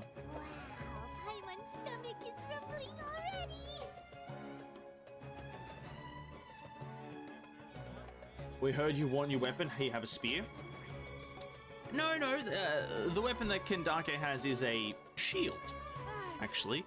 But it's not used in kind of like in a way that like it's used as a shield, but you know, and it's them experimenting with different visuals, but you know, I don't know, I just want a different weapon. Like, you could make it a spear and shield, and you actually have like the visuals of a spear and shield together instead of just the spear being the weapon, and the shield is like a static image. You could literally have a spear and shield kind of weapon, but then I guess that is like, is it a spear or is it a shield? I don't know.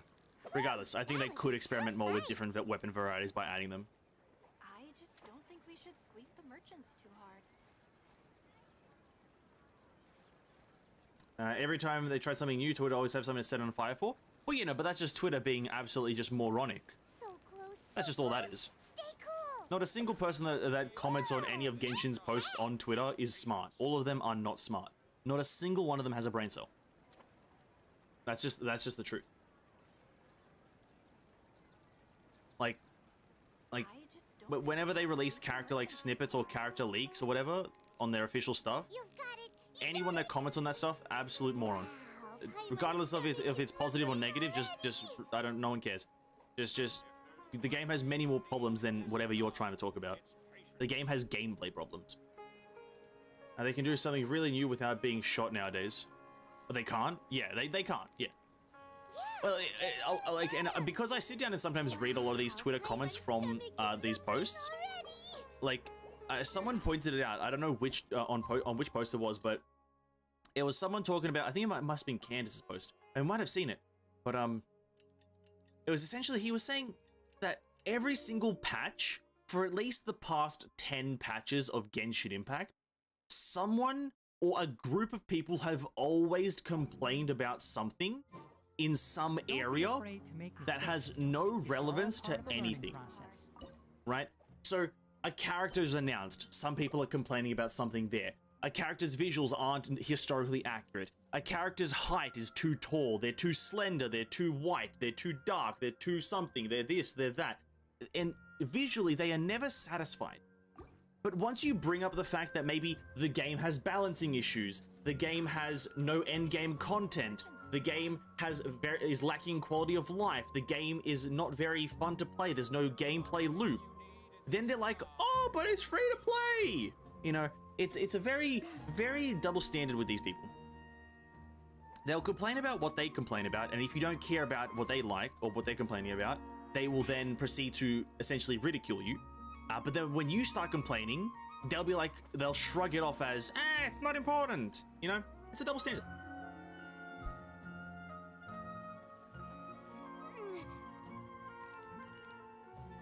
So close. I'm a her not fear clown like Tighnari. They only fear Chinese community. That's also true, yeah. Well, that's why I don't think any of the characters are being changed. None of the characters that they're complaining about that we went over the last Genshin streamer, or not the last one, sorry, the one where we looked at the tweets. That's why I don't think Miho will change any of the characters regardless of what the comments are, because I think the characters look fine in my honest opinion. Like, could they be ever so slightly better? Probably, but the game never claims historical accuracy. So, I don't know, I just find that it's like, play the game, because it's a game, and that's it. That's just how it is.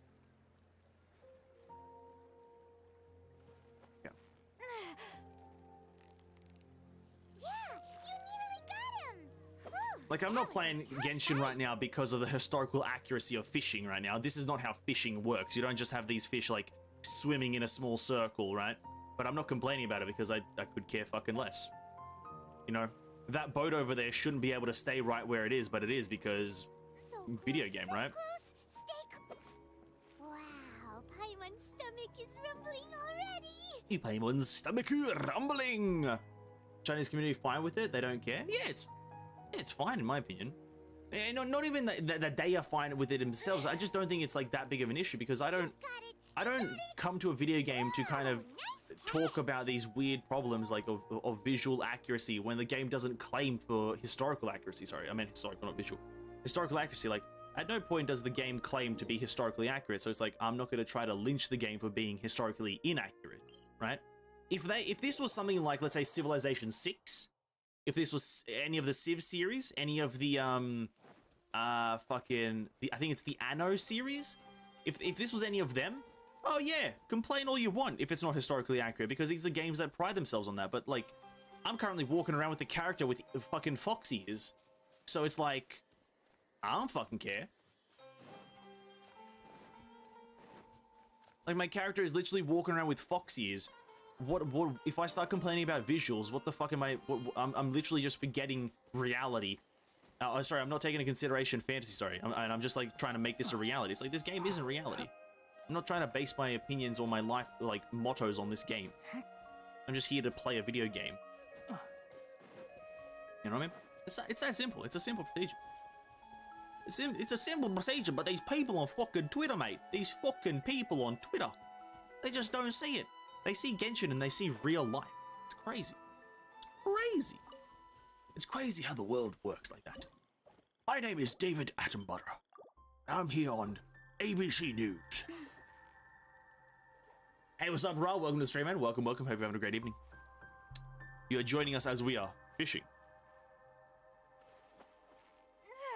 Do not be alarmed by the intensity of the stream. We are just fishing. It's nothing too crazy. Nothing too crazy, but just a bit of intense fishing. Crazy indeed. Crazy is a good word to describe it.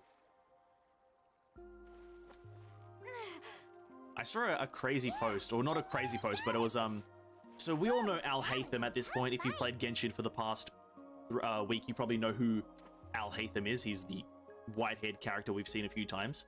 I saw a fucking very funny post of like the actual Al Haytham in history. There's a historical Al Haytham who's a very old man with a beard. He's not alive anymore. I believe he's a historic figure, but he was an old man with a beard. And people were trying to say like this is like Al Haytham currently in the game is not a historical accurate version, which I found very funny. Because yeah, he's not an old man with a beard. That's what I found very funny.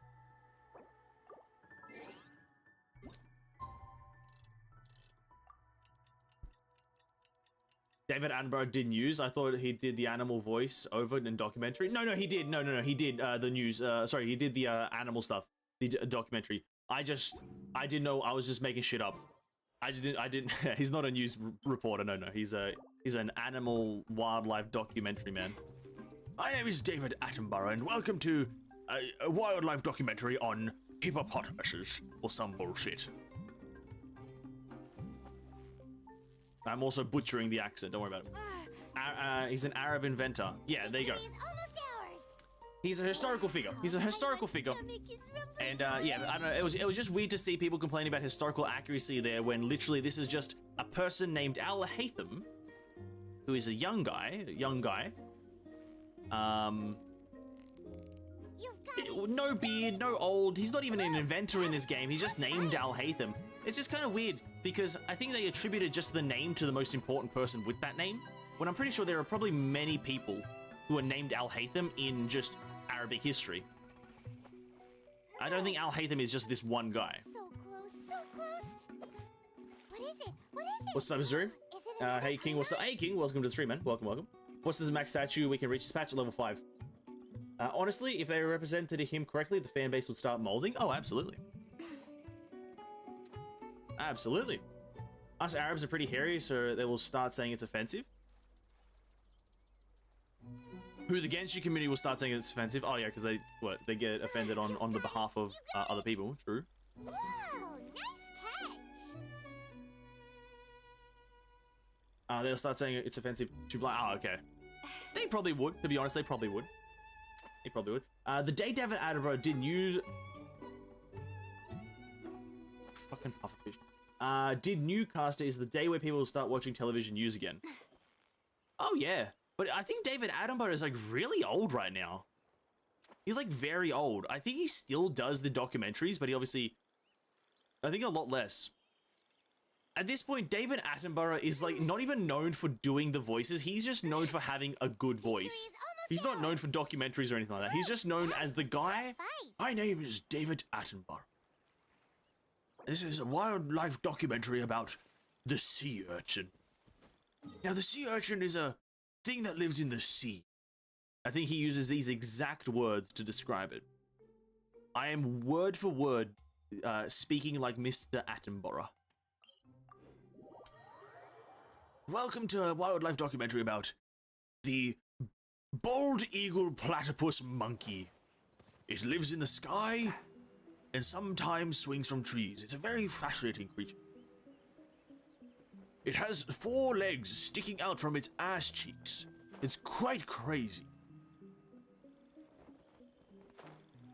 Funny mentioning him now because I just watched the voice impressions video by the anime dude Josh yesterday, and he made a David impression.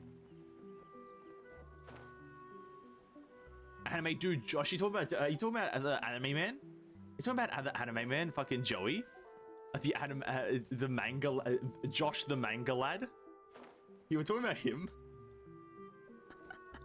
Josh the manga lad. That's fucking funny as fuck. They better be recording all the words he uses it, and the various ways he pronounces them. They are, aren't they? That's a weird thing that they're doing, isn't it?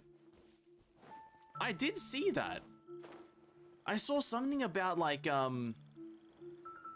Wait, where's the fishing spot? Is it above ground or is it? I thought it was down here. I guess nothing is deep down here. I did see that they're like something about David, like someone's trying to get like the rights or something to record David Attenborough's voice and how he pronounces everything, so they can infinitely produce like documentaries using his voice because it's so iconic, and it will just bring in money.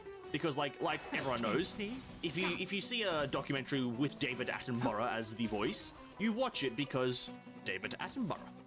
Yeah, why not? It's David.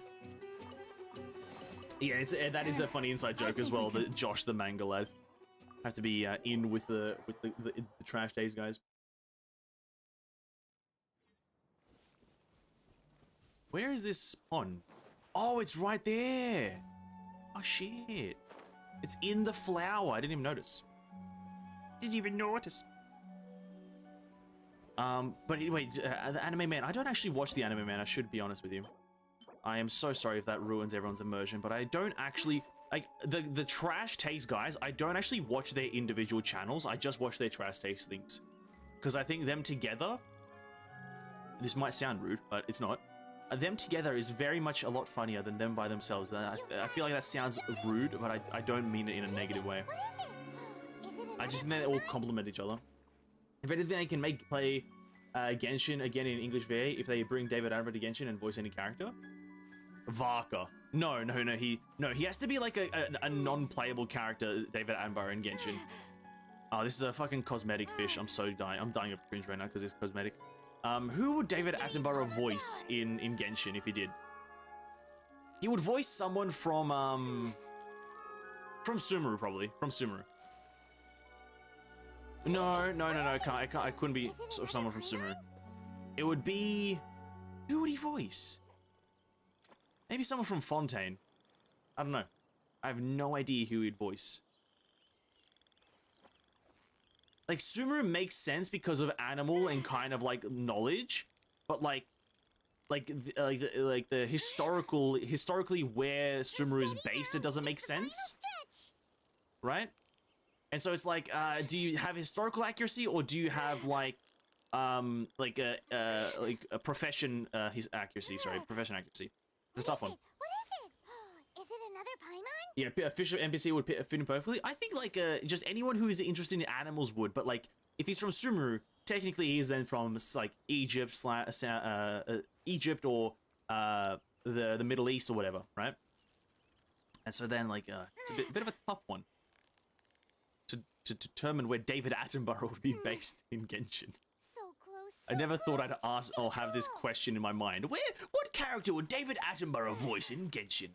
What a question. Question of the decade, to be honest. Question of the absolute century, decade, and millennium. What is it? I'm Mrs. Alhaitham now. I'm pretty sure 90% of the community is also Mrs. Alhaitham, so get in line, Izuri, get in line. I'm also there, come on. Psychopath VA, just how Jin sounds like in LOL. Victory is almost ours. You would love one Psychopath VA just like how Jin sounds in LOL. I think I know how Jin sounds, but I'm not 100% sure. Zoologist, maybe zoologist. He's voiced by Quinton Flynn. Wait, who's voiced by Quinton? Oh, the Jin. I wish I knew who that was. But I think I've played enough TFT to know how Jin sounds, at least a bit. Not too much, but just a bit. You've got it. You got it.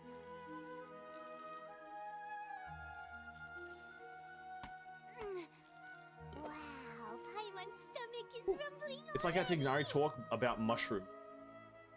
Oh yeah, very in-depth about Mushroom Man. Tighnari, the Mushroom Man. The Muffin Man? Do you know the Mushroom Man? The Mushroom Man? The Mushroom Man. Do you know the Mushroom Man? Bro, what happened to the voice actor of the gingerbread guy? Whatever happened to that man?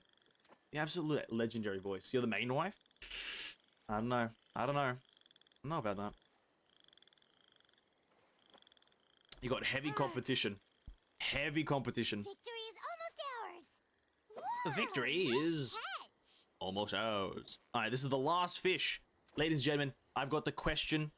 Sorry, I've got the answer to the question. Can you get a copy of the bow? The new Fishing Association bow. Can you get one copy of it? No refinements through one reset of fishing. Let us go find out. I don't know how many fish I fished up, but I fished a lot of fish. I fished up all the fish in all of the fishing ponds in all of Sumeru's fishing fish. So, let us go back to the Fishing Association and fish our fish in the fish, right? And find out just how many fish can you fish in a fishing pond. Aatrox is good for roasted people. Fair enough. The Muffin Mushroom Man. Do you know the Mushroom Muffin Man? It's a bit too long. A bit too long to say in that kind of a melody phrasing. But do you know the Muffin Mushroom Man? Slowly gliding to the fish. Why don't they just make me teleport to there, man? Come on. I love the world, but it's a bit green, isn't it? Bit green. Bit of greenery. I don't know if you guys noticed this, but oh, defeat the Fatui Aramites. Where are they? Oh, look at them over there. Gotta juice them.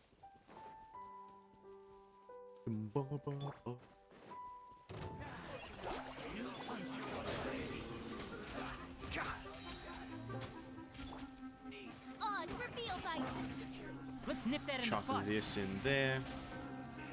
Need to kill you really quickly. I missed my shot. Ah! Oh. Chuck that out there. Cole's doing okay damage. If I can buff my Cole, that'd be great. That'd be great. The Ven Tongue Twister. Go to the Fishing Association with the fish in the fish bag. And whole Sumeru have take dangerous and concerning amount of mushroom. Yeah, well, that's what happens when you go through the Amazon, right? I'm pretty sure if you went through the Amazon forest, you'd essentially be walking through Sumeru. The ultimate question, can I buy one copy of the goddamn bow? Ooh, I'm 3 fish short. God damn it! I'm 3 fish short. God fucking damn it, man. Ooh, oh. That's a fucking tragedy. Can I buy a refinement though? Yeah. They take the same fish. Oh. Ooh. I just want to know how much it goes up by. Hold on, I'm just going to look it up really quickly just so I have the answer. I want to know what percentage it goes up to at max level. If I probably like jump between people's words, like worlds, sorry, I could probably get it, but I'm just gonna check what percentage the ability goes up to really quickly. 4-star. It goes all the way up from 80% to a whopping 160. Oh, I was hoping it would go up to like 360, like the prototype the Claymore. Okay, that's it's not that great, but it'll do. I think if I can get it to R5, it'll be all right. If you have time to try search for Jin voice lines, I'm pretty sure I've heard him, but yeah, maybe because his voice is so soothing, even as a serial killer lore-wise. Alright, is he also a Japanese voice for Jin from Gintama? I don't really remember. Maybe. Is it based on luck too? What fishes spawn? Yeah.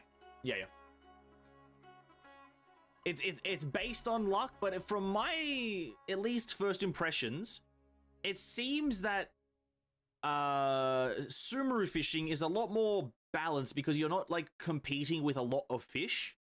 Like these were the only fishes in the pond, at least most of the time.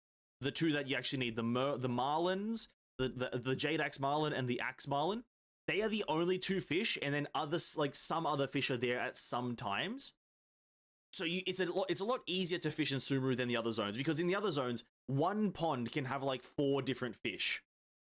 And so that's a reason that like the RNG on the other fish is really shit. And then obviously if you want like the special bow from this place, you do need these ones, which is another fish, but you're not competing for as many fish, which is really good, actually. But sadly we can't get it. The diff R1 and R5 weapon usually double. That's just not true. That's just not true. That's 420%.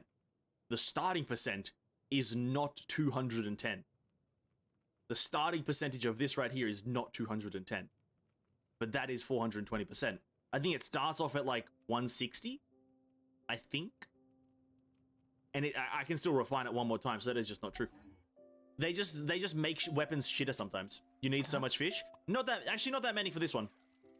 For the catch, you need so many more fish than you do need fish for this new weapon. I think for this weapon, you probably just need to do...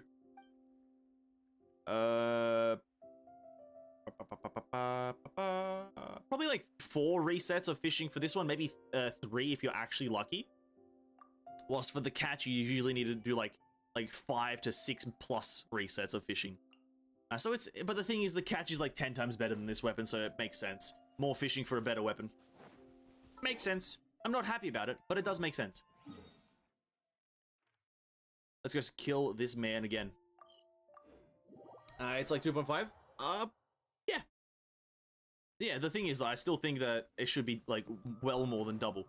I think refining a weapon should just give it like mega amounts more power. Right?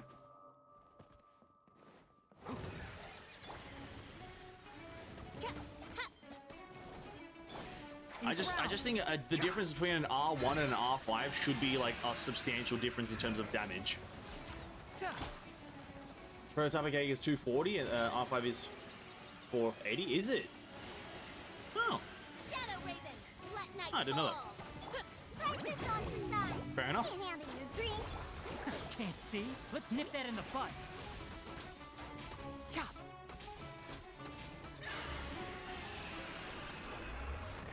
I did not know that. Okay, there you go. You learn something new every day, so I guess all our weapons are just fucking doubled. There you go. I just think the value then should be higher. I don't think 160% is all that high of a bow character, right? I don't know. Because like 100, you like it deals. I guess it does if it can crit and guess, and I don't know. It just doesn't seem that good. The bow just doesn't seem that good, even at R5. 160. I guess well, it can proc 3 times, I believe. Because I said, what's the time right now? 9 o'clock. We're just gonna farm up the boss a bit more, so I can easily ascend my Kole. So let me teleport. I think that one's underground, actually. There's no easy way to get to it. Let me go here. I think the weapon, you can trigger that 160% 3 times in one character's or in one window of the buff. But again, it says the wording is not in my favor of brain capacity. So it's like, it says attack. The effect triggers when you attack. Now, what constitutes an attack? God fucking knows. Does it mean deal damage? Does it mean auto attack? Does it mean use a skill? What does it mean? So that's, I think, what the testing has to provide is, does it automatically mean normal attack, or does it mean any kind of damage output?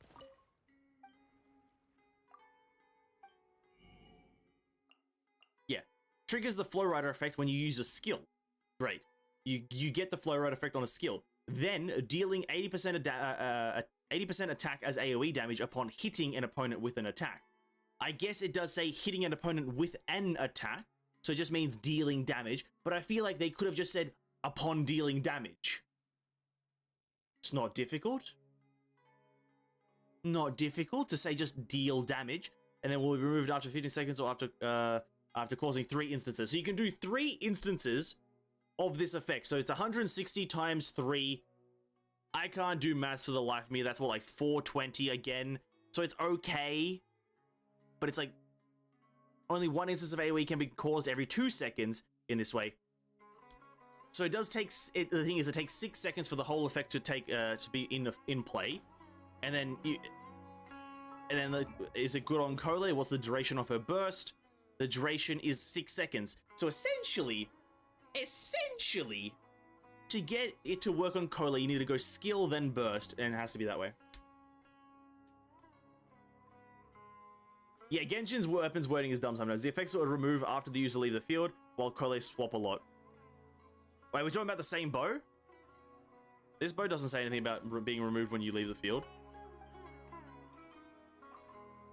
I don't believe it did, right? Am I blind?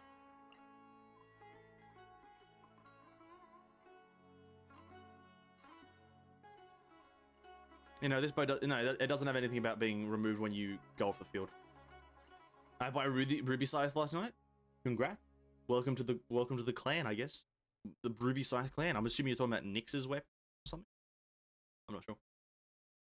Do I maybe want to peruse another person's like domain to maybe get these 3 fish? Oh, sorry, another person's world. Where can I get these 3 fish? Hold up. From that pond there.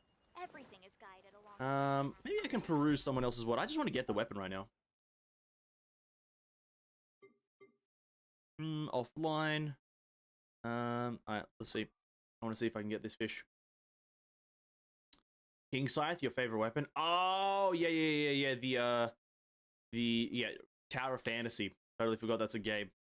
Totally forgot that Tower of Fantasy is a game. I have to play it tonight.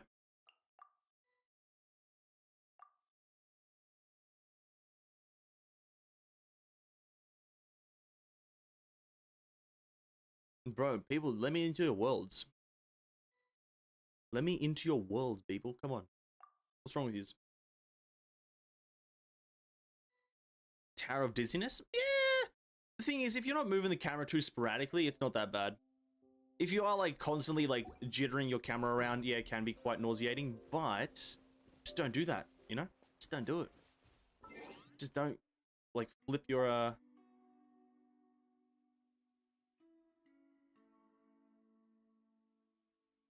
Don't shake your camera. A survey.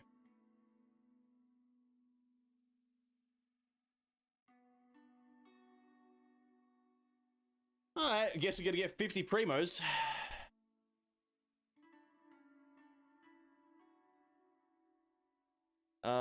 Casual, sandbox, open world, MMORPG, turn-based up.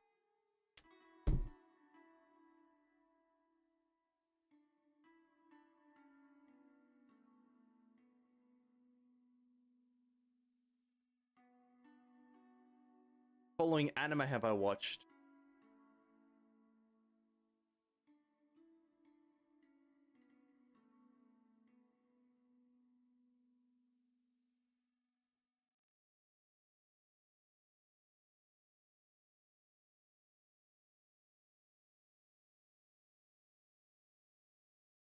For more than 30 hours in total?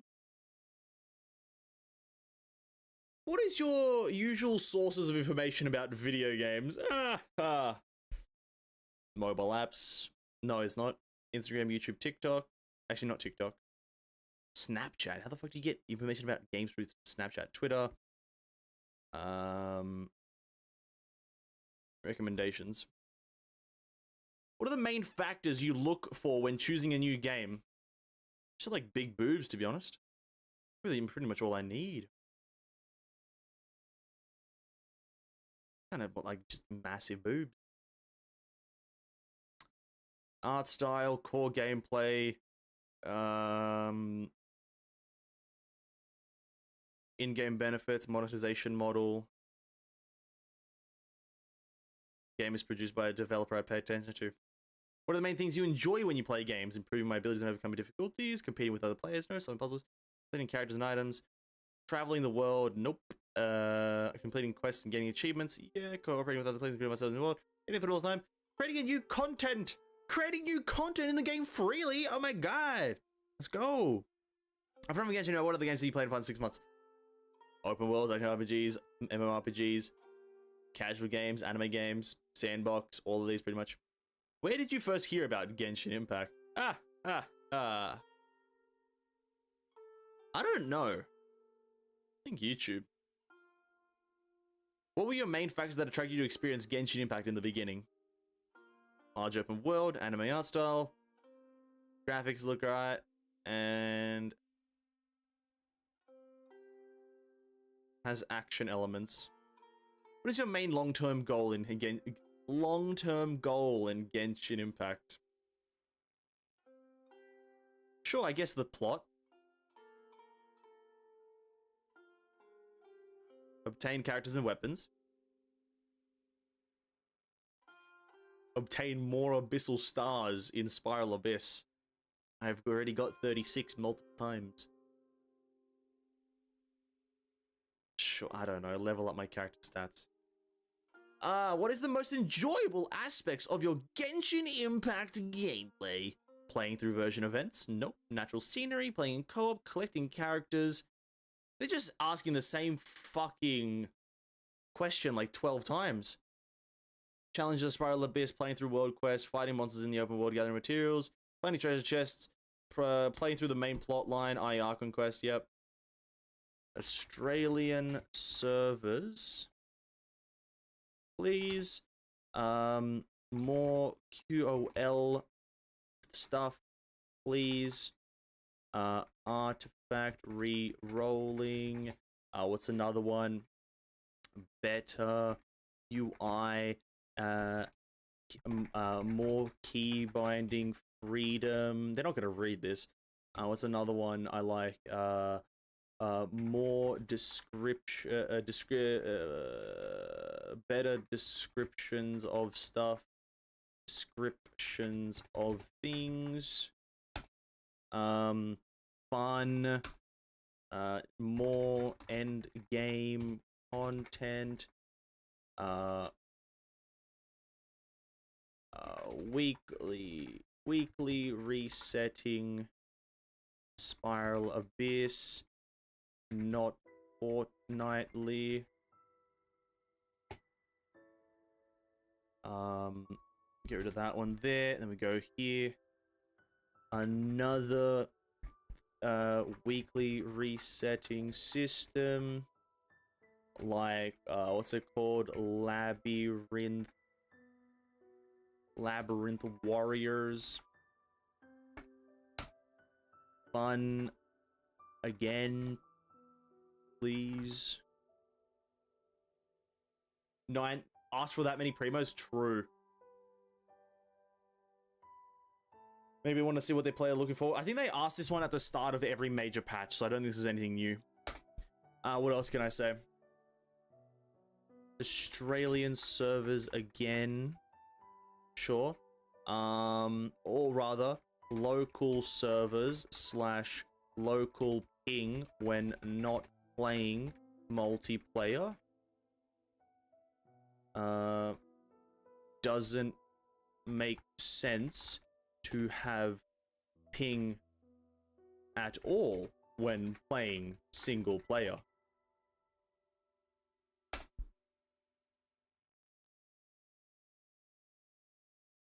Long suggestion. Hey, you gotta write a paragraph if you want them to read it. Grappling suggestion. More gadgets. Gadgets to be used in open world. Grapple hook. Fuck, I can't spell gadgets, dude. Gadget, mounts, movement, fun. Be more experimentative. That's not how you spell it. With your additions. Try anything. Remove stamina. Add remove stamina from combat. No, not from combat. No, not remove stamina. Have 2 different staminas. 1 combat stamina and 1 battle stamina or something like that. What else? What's next? Helicopter, I'm not writing that. Batmobile, I'm not writing that. Mobility freedom. Let me swim. Let us swim. Can't write it. Swim for longer. Drowning isn't fun.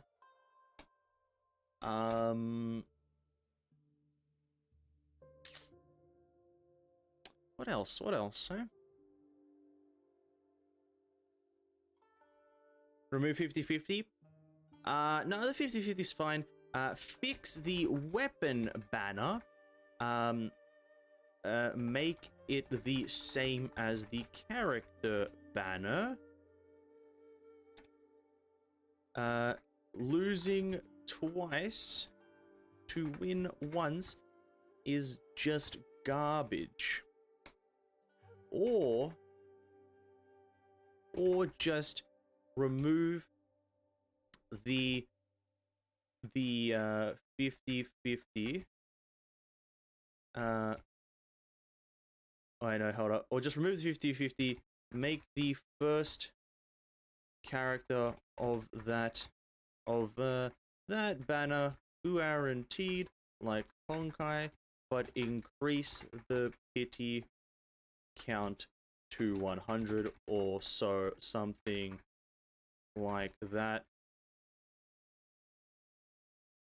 Mainly fix the weapon banner though.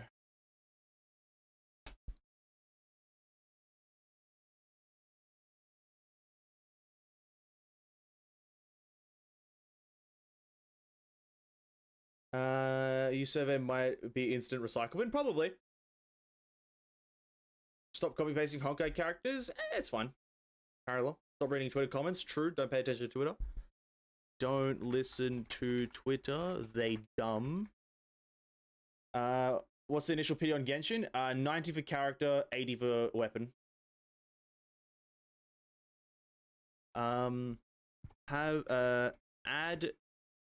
Create different character character models, being limited to 5 limits. I'll put in parentheses: tall male / female, medium male / female, small child. Limits your creativity, and thus all characters will end up looking same. Look at all tall men, for example.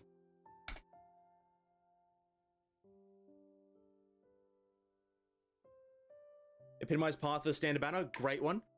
Add epitomized path for the standard banner. Let players choose which base, I'll put base game 5-star they want. Character and weapon.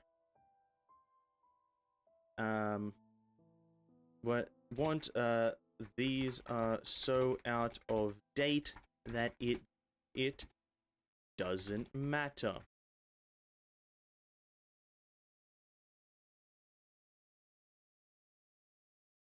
More good 4-stars. Consistent release. That's not how you spell anything.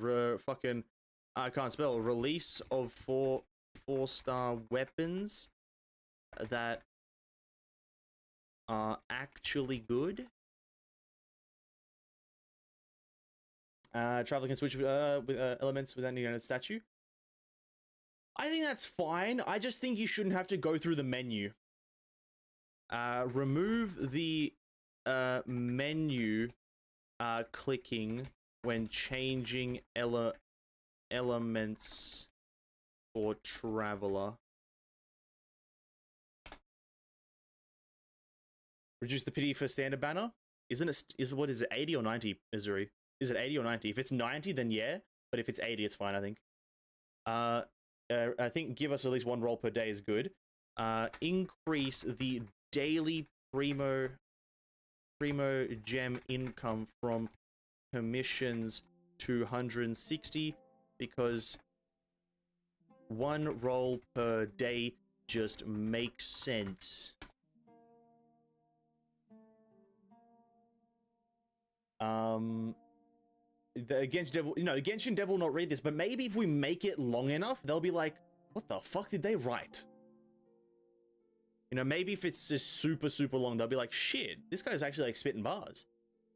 But yeah, increase daily primo gem income for from commissions. I'm not even spelling any of these fucking words correctly.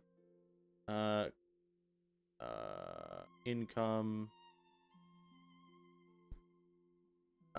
from commissions to 160, because one roll per day just makes sense. I've got some more I know in my head somewhere.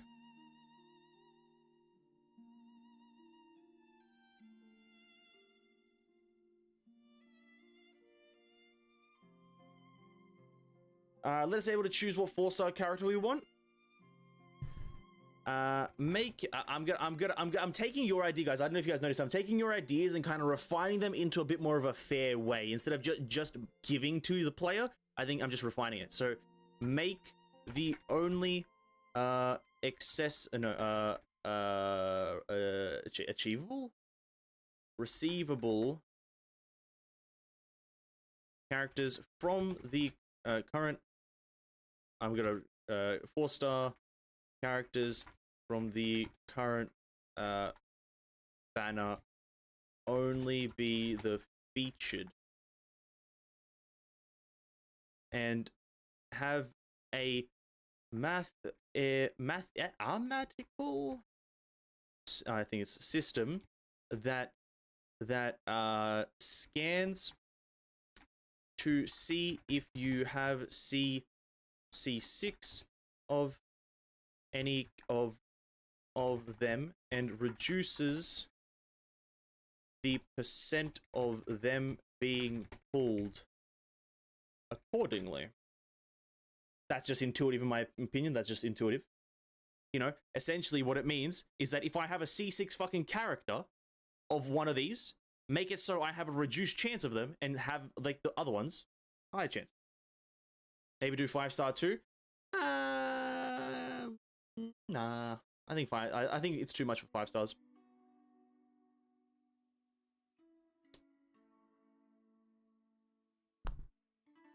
All I can say is new players don't really get much, I guess. Better new player rewards. Not returning. Give a lot of incentive to play and rewards for learning and doing things daily. Then anniversary events, we'll have to see for this. I'm gonna wait until this anniversary happens to see if they fix it. During my new gameplay, which isn't, I only play for 3 weeks. Instead of 160 premium, maybe the claimant Catherine give a standard pool, since they won't give 160. Player will buy a limited pool with it. They need to make money. No. Again, I see the problem is I completely disagree. I think just one pool on whichever banner you want should be the standard thing. Tower of Fantasy does it, and I think their pity system is still generous. So I think just one pool on whichever banner you want is just how it should be. Like when 5-star drop, if you select that character or weapon, make it drop rate increase like PGR in the standard banner.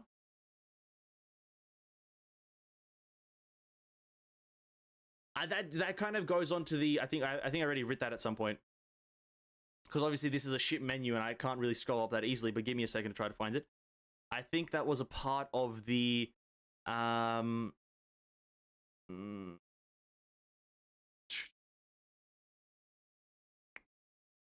where is it now? Yeah, that I just show you. Add epitomized path for the standard banner. Let players choose which base game 5-star they want, character and weapon. They are so out of date that it doesn't matter. That's kind of encompasses that, to add a better system of getting 5 stars from the standard banner, and let the player choose exactly which one they want. I think regardless if they have increased chance or if they just give it to you straight away, it doesn't really matter. But I think it's the same concept. Yeah, this is a pretty good list, boys. Let's go quickly through it. Australian servers, the most important one. More quality of life stuff, artifact re-rolling, better UI, more key binding freedom, better descriptions of things, and then also we have fun, more endgame content, weekly resetting Spiral Abyss, not fortnightly, another also weekly resetting system like Labyrinth Warriors. Then we have fun again, please. Australian servers again, local servers / local ping when not playing multiplayer. Doesn't make sense to have ping at all when playing single player. Obviously, that makes just mathematical sense. More gadgets to be used in the open world. Grapple hook gadgets, mounts, movement, and fun. Be more experimentative with your additions. Try anything. Have 2 different staminas, one for combat, one for battle, or something like that. Let us swim longer. Drowning isn't fun. Fix the weapon banner. Make it seem like make it the same as the character banner. Losing twice to win once is just garbage. Or just remove the 50-50. Make the first character of the banner guaranteed like Honkai, but increase the pity count to 100 or something like that. Mainly fix the weapon banner though. Don't listen to Twitter. Create different character models, being limited to 5. Tall male, tall female, tall medium male, medium female, and child. Limits their creativity. And thus all characters will end up looking the same. Look at all tall men, for example. Add epitomized path to the standard battle. Let the players choose which base game 5-star they want, character or weapon. These are so out of date that it doesn't matter. Consistent release of 4-star weapons that are actually good. Remove the menu click when changing elements of travel. Increase the deadly prima jump from commissions to 160 because 1 roll per day just makes sense. Make their only receivable 4-star characters from the current banner only be the featured ones. And have a mathematical system that scans to see if you have a 6-star, a C6 of any of them and reduce the percentage of them being pulled accordingly. A better new player rewards not returning. Give a lot of incentive to play and rewards for learning and doing new things daily.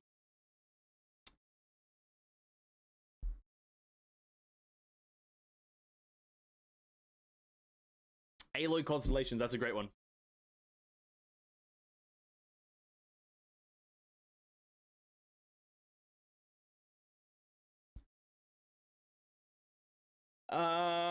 Slovenia. Collab character actually collab character. 160 prima per day is not too much. It's not like they lost billion of dollars. Yeah, no, 160 primas is not like a lot to give.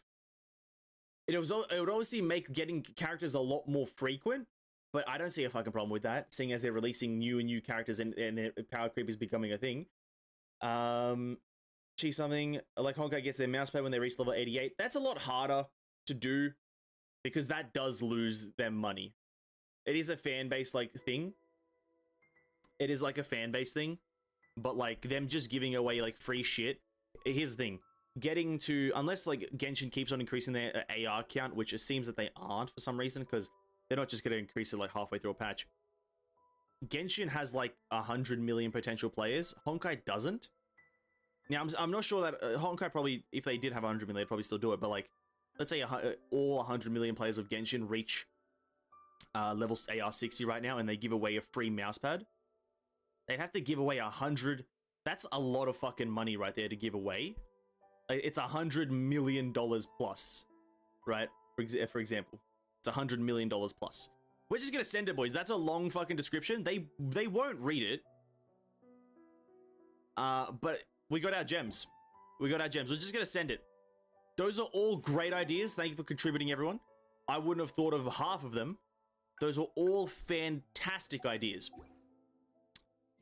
Now we just have to wait. Waiting. My favorite thing to do. Do I have enough for a 10 roll? No, I don't. I need 1,440 for another 10 roll. Literally. Come on, man. Come on. Alright, back to the boss, though. Back to the grind. Whew. What a goddamn game. You know, I'd be very shocked to see if they actually do some of the changes. It'd be very nice to see. The thing is, a lot of those changes are quite ambiguous. They're quite, you know, I'm being very kind of uptight with a lot of those things. But the quality of life ones is like, you know, they're quite obvious in my opinion. I think the quality of life ones should have been added eons ago. And then a few of the pity reset ones. I think I was being very obnoxious with the Australian servers. I do believe they should add Australian servers. One with the forest. Give it like 50 more updates and maybe they'll read it. True as well. It's a player suggestion. Of course, it's a fantastic idea. What do you mean players always right? Exactly. I missed one, the skip button.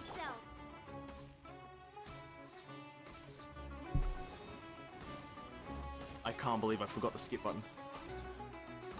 I can't believe I forgot the skip button. Oh my god. I can't believe I forgot the fucking skip button. That's like the most important thing they need to do right now. Oh no. I've made a fatal error in life. Oh no. That could cost me eons of time. Oh no. Not the skip, but no! Oh. I don't know why I'm acting like they're gonna read it. I don't know why I'm acting like they actually read it. Lol. Very comical. Very comical. Okay, let's go. We need to do some farming though.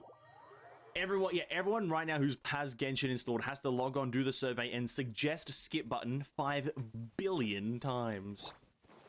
It's an obligation. I failed as a person to suggest it.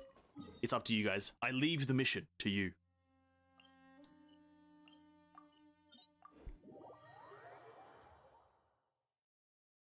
Imagine getting 1/3 of a pool. Yeah, it's absolutely atrocious. Getting 1/3 of a pool, in my opinion, is absolutely an atrocity. Like, that is why, like, not a lot of players have a lot of characters, because you have to understand that it's Genshin has 2 negatives instead of 1 negative, 1 positive, right? It has the terrible RNG system with no guarantee ever. Technically, well sorry, it does have technically a guarantee at some point, but it's not soon. So it has the negative of no guarantee, but it also has the the negative of no 1 roll per day. And so yeah, it takes 3 days to get 1 roll. Obviously, it's not exactly 1 roll, it's 20 extra, but still, it's 1 roll per day. And so when you combine 2 negatives, in this one instance, this is the one instance where 2 negatives don't fucking make a positive. Generally in life, probably 2 negatives make a positive. This one right here, no, it doesn't. And so if Genshin only had 1 of them, if it, let's say, had, you know, 160 primos per day, but shitty RNG, you'd be like, oh yeah, it has shitty RNG, but we can roll so frequently, it doesn't really matter, because if you save up a fair bit, you can get everything, right? Oh, I have this thing. Or if it had it the other way around, like really good gacha, like really good chances and percentage, which is very unlikely. But if it had that, but like, you know, 60 primos per day, you'd be like, okay, we don't get many rolls, but when you do roll, you'll essentially get everything because of the good RNG. Yeah, but Genshin just has both negatives, so it's a terrible feeling regardless of what you're doing. And that's the absolute state of Genshin Impact right now. It's the absolute state. All negatives, no positives, and this is not a mathematical equation, so it doesn't equal a positive in any way. There we go. Smells like something. Primo gems! We were farming, what are they called again? Fireflies, crystal flies. I've got a lot of them. We're going to be doing some artifact grinding. I've been spending all of my fragile resin on just artifact grinding because I can't be fucked to wait. I just want like a decent Tighnari right now, and I think I should be able to maybe get one very, very soon if I'm moderately lucky, which, newsflash, I'm not. Just not in it.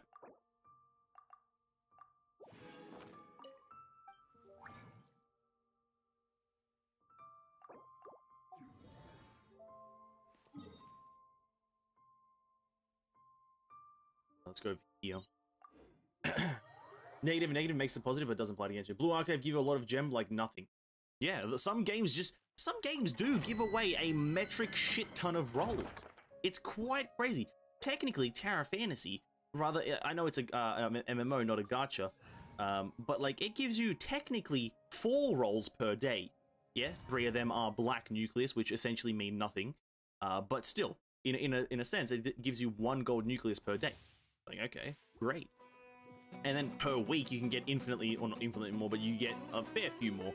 And so it's like, there's a lot of games that have like 1 positive, 1 negative, but it's like, Genshin just doesn't seem to really think that that's like a good thing to do.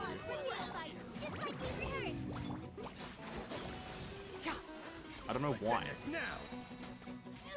I don't know why. Midnight Phantasmagoria.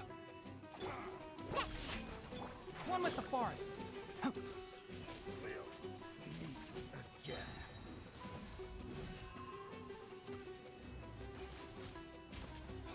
Keep up. about calming music. I listen. That's how I always rant in Genshin. I'll always be very aggressive, but then the background music, soothing. Did you know the cybernetic arm can be used as a grapple hook? I do indeed. I use it quite avidly. Look at that bad boy. That could roll okay. Look at that. It could roll okay. If it rolls all crit damage, nice. The 3 chance of 0.3 SR. It's still better than nothing. It's still better than nothing. Like, that's what I'm saying. It's like, it is 0.3%, and that is fucking ridiculously low, but, you know, I've already gotten, in my whole playthrough, 4 SSRs from the Black Nucleus, so it's like, it is possible to get it, and I know King, one of my mods, I think, also has gotten 3 or 4 from the Black Nucleus banner. And so it's like all about how many rolls you've used, and it's obviously RNG. But it's like, you do get 3 Black Nucleus rolls per day, and that's all. It's the fact that it's per day is the reason that it's so kind of acceptable. It's not a per week thing. It's not a per fortnight thing. It's not anything like that. It's just per day. And so it rewards you for actually doing things daily. Genshin doesn't really reward you for playing daily. I hear everything. It kind of sometimes feels like the game doesn't actually want you to play it daily, which is the main issue. Like, at certain points in playing Genshin, you'll be like, what am I playing daily for? Like, I have no reason to actually be here every day. I could come back next week and it'll be exactly the same. Because that's how I was when Tower Fantasy released. I didn't play Genshin. I think one of my accounts I didn't play for like 2 days. I didn't log on. I was like, alright. And nothing happened. Nothing changed.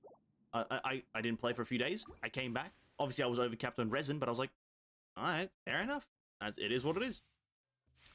Well, some of these other games, you're like, oh, if I don't play today, and obviously it's like a positive and negative, because having the feeling of, oh, if I don't log on today, I'll be so far behind. But it's like, will you though? Maybe. But it's still like, you don't have to. Well, some Genshin is like, yeah, you just don't play it daily. It's not fucking worth it. I'd rather a game say log on daily to stay up to date, rather than a game that literally has nothing to do daily. I'd much rather the first one. One with the forest. Now you're testing my patience. I'll uproot you. Yeah, King's absolutely fucking crazy on the luck. He's got a 5-star King, the absolute state of him, and him still getting out DPS'd by yours truly. I'm 40 away to get a 6-star King. Oh, shit, dude, nice. 6-star King, let's fucking go. Your Tighnari charge attack higher than my Ganyu with Amos. Is Tighnari supposed to do that? Yes. I don't know if you've read the title of, I don't know if you read the title of the stream province. I don't lie. I don't lie. My stream titles never lie. Keep up. It's the truth.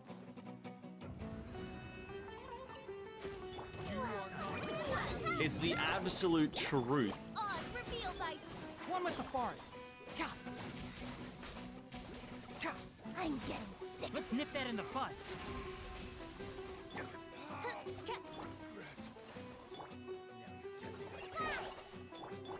Can't see. Gotcha. Keep up. I hear everything. King's making up for the fact that his Genshin luck is awful. Also true. King's luck is like fucking abhorrent. Man's never gotten a 5-star in his life. My royal decree. No, he has, but they've all been garbage. Keep up. Mr. Tyler just went in. Hey, that's bro, if you want to do that, go for it. But yeah, Tighnari is probably stronger than Ganyu, just like baseline. Like, let's say no reactions, no nothing. Tighnari is probably stronger. Just using their kits to their advantage. C0. Tighnari wins probably. I say probably because I haven't tested it, but Tighnari can get 3 charge attacks off immediately, and then straight into a burst, which also does mega amounts of damage. Whilst Ganyu's only really got her charge attack, and if she doesn't have certain constellations, she can't actually do them very quickly. So if you're just judging them off their whole kit as singular characters, I think Tighnari wins by quite a large margin. I like the contrast where we talk about Honkai and we mostly delve into the story and horniness, when Tower Fantasy talks about gameplay mechanic, and Genshin mostly complains on how people like this game and they hate it. It's the dichotomy of man, isn't it? Or the, I don't even know if that's the right word, but it's just how it is, isn't it? When you have a good game, you talk about it and you're like, fuck, what a great game. Talk about all of its amazing factors, and then when you just get to the fucking absolute arsery of other games, you're like, ah, the absolute state of Genshin. I love that saying so much. I don't know why I love saying the absolute state of Genshin Impact. It just brings me so much satisfaction to exude hate towards this piece of shit of a game. Sorry, I didn't mean to call it that. I'm so sorry. This game that you can play. Just, you know, I don't know. And then Tower Fantasy, listen, I complained a lot about Tower Fantasy, but I just haven't streamed it in a while. I kind of just chill playing it, not really taking it seriously. I'm just fucking about in Tower Fantasy, to be honest.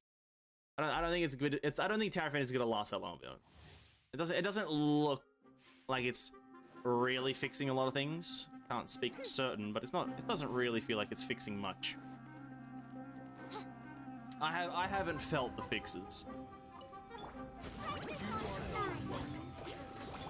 at you, Foodtown. I'll uproot you.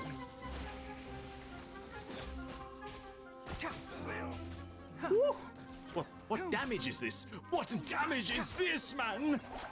It's fucking crazy!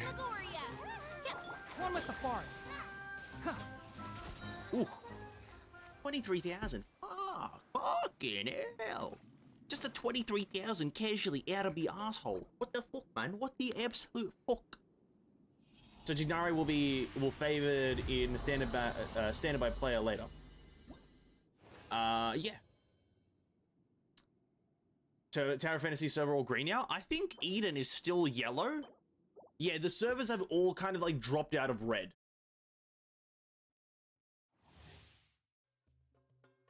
I think all servers have dropped out of red, at least on Asia Pacific.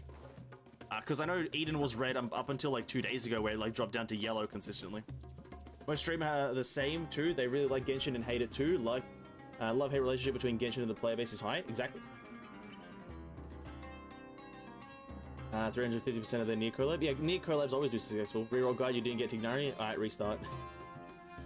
I don't think it's not that easy in Genshin. Now Fantasy Pop will dwindle because everyone's up to date. I reckon there could be a bit more replayability.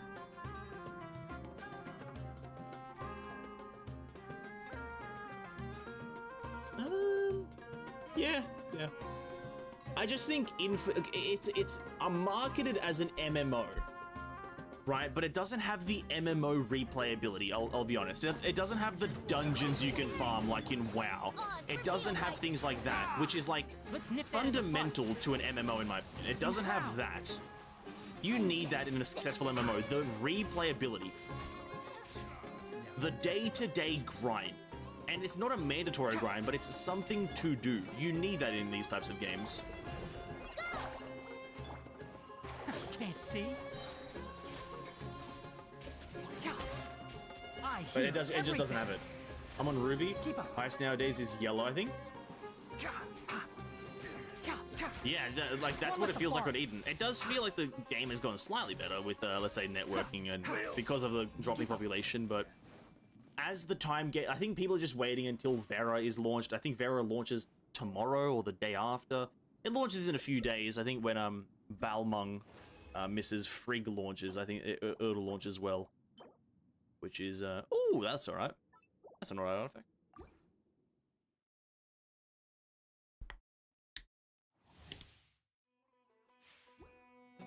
My question is, why would they release the 2.0 for global, but they released the 1.0 update first for some reason?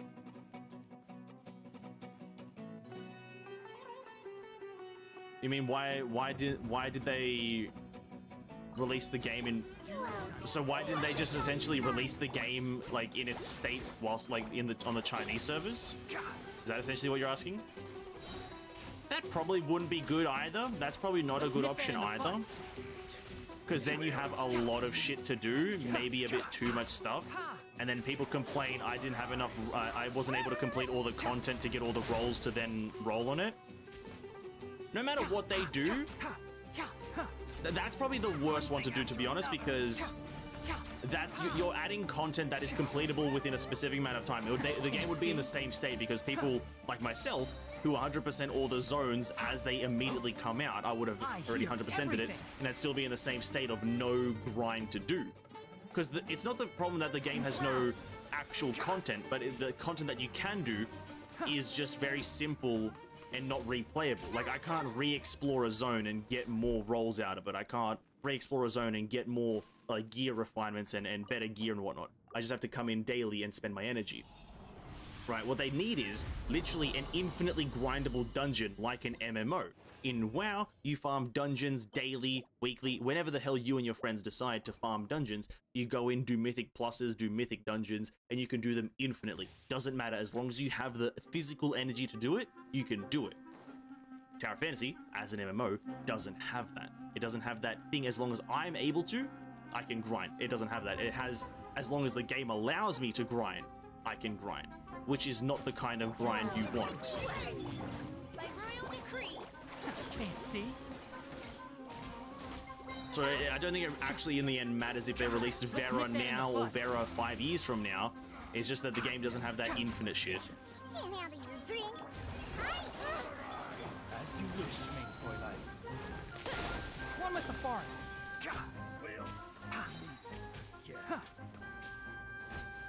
Nice. Nice. Let me spend this last condensed resin, hopefully get something not decent, or maybe even decent.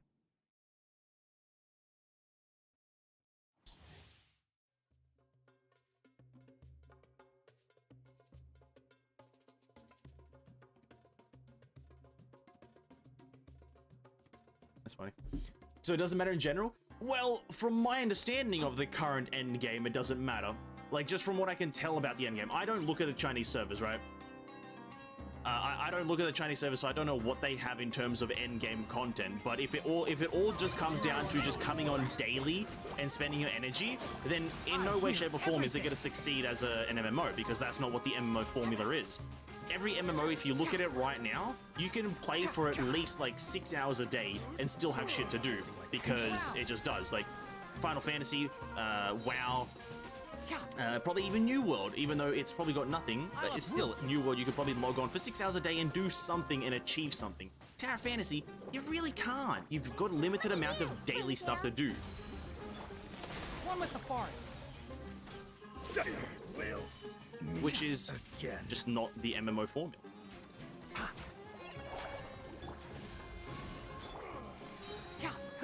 Enshroud.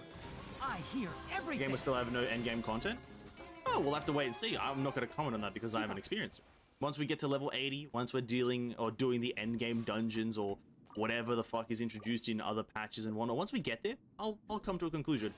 But until we're max level, until we're there, I'm not going to really come to a conclusion. That I like to stay unbiased as much as possible. Just right now, it's just kind of in this like, come in daily and just kind of play around a bit and then fuck off. That's really what it feels like. And that's why I literally only play the game for a very short while after I end stream. I'm like, I'm on there with my mods and I'm like chilling out, having a bit of a fun time. And then I'm like, all right, tomorrow I'm not playing this until the exact same time after stream. Which is, you know, you could say the same for every fucking like kind of gacha hybrid game. Just don't play it every single day. Or you don't have to play it every single day because you've got nothing to do most of the time.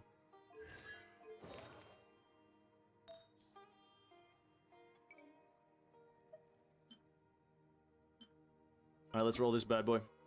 Let's roll it. I mean, the solution is pretty simple. Well, the solution for everything is pretty simple, right?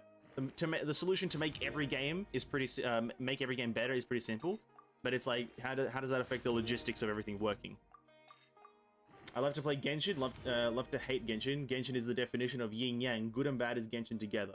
Oh, he's all together. Paimon. What is that? Sun Tzu quote. Oh, God damn it, defense. A Sun Tzu quote, it felt like there. Genshin is hate. Hate is Genshin. Love is Genshin hating. Genshin loving, hating, hating Genshin. Yin and yang. Paimon.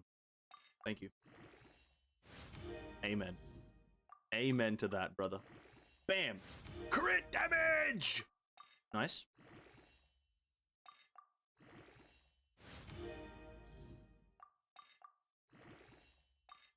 I just wish I could do this faster. This is like another one of those quality of life things. I just want to like put in as many artifacts as I want so I can level up the artifact to 20 in one immediate go. Energy recharge. It could still be okay if it rolls crit damage here, but other than that, I don't think it's a usable one. It could just go to Cole, I think. Maybe it'll be pretty good on Cole. I think she has a energy recharge. Yeah, it's going to Cole. Cool. Because her current one is just 12 crit damage, so that will be an increase to her. That. Switch these two out like that. Cool. Back to Tighnari. Is that the only flower I have? I'm just going to do this. We're coming to the end of the stream here. I'm just going to sit through my artifacts and see if I can do anything useful with them. That's crit rate. Maybe we can roll crit damage. We'll see. So let's put 15 at a time. Exactly. Like, it just let us put as many as the player wants in there at one time, because it doesn't matter. Yeah, just let me put them in. Immediately like remove on from that one. Any it's elemental mastery here. I do think I want to replace that with attack percent, but I need a good attack percent because that's quite a good EM. But we'll have to wait and see. It's Ole. I'm using a Dendro chalice. As for helmet, I do need Wanderer's Trope or this piece.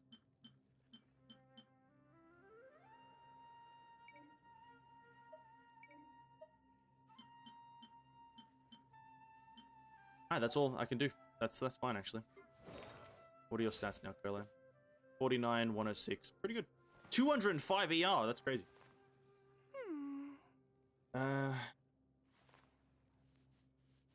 Tomorrow Honkai story stream. Yeah, tomorrow we're doing chapter 1 act 1, chapter 31 act 1. I also forgot to put in save the build. Sorry? Forgot to save what build? I forgot to do what? Oh, like loadouts, you mean? Oh.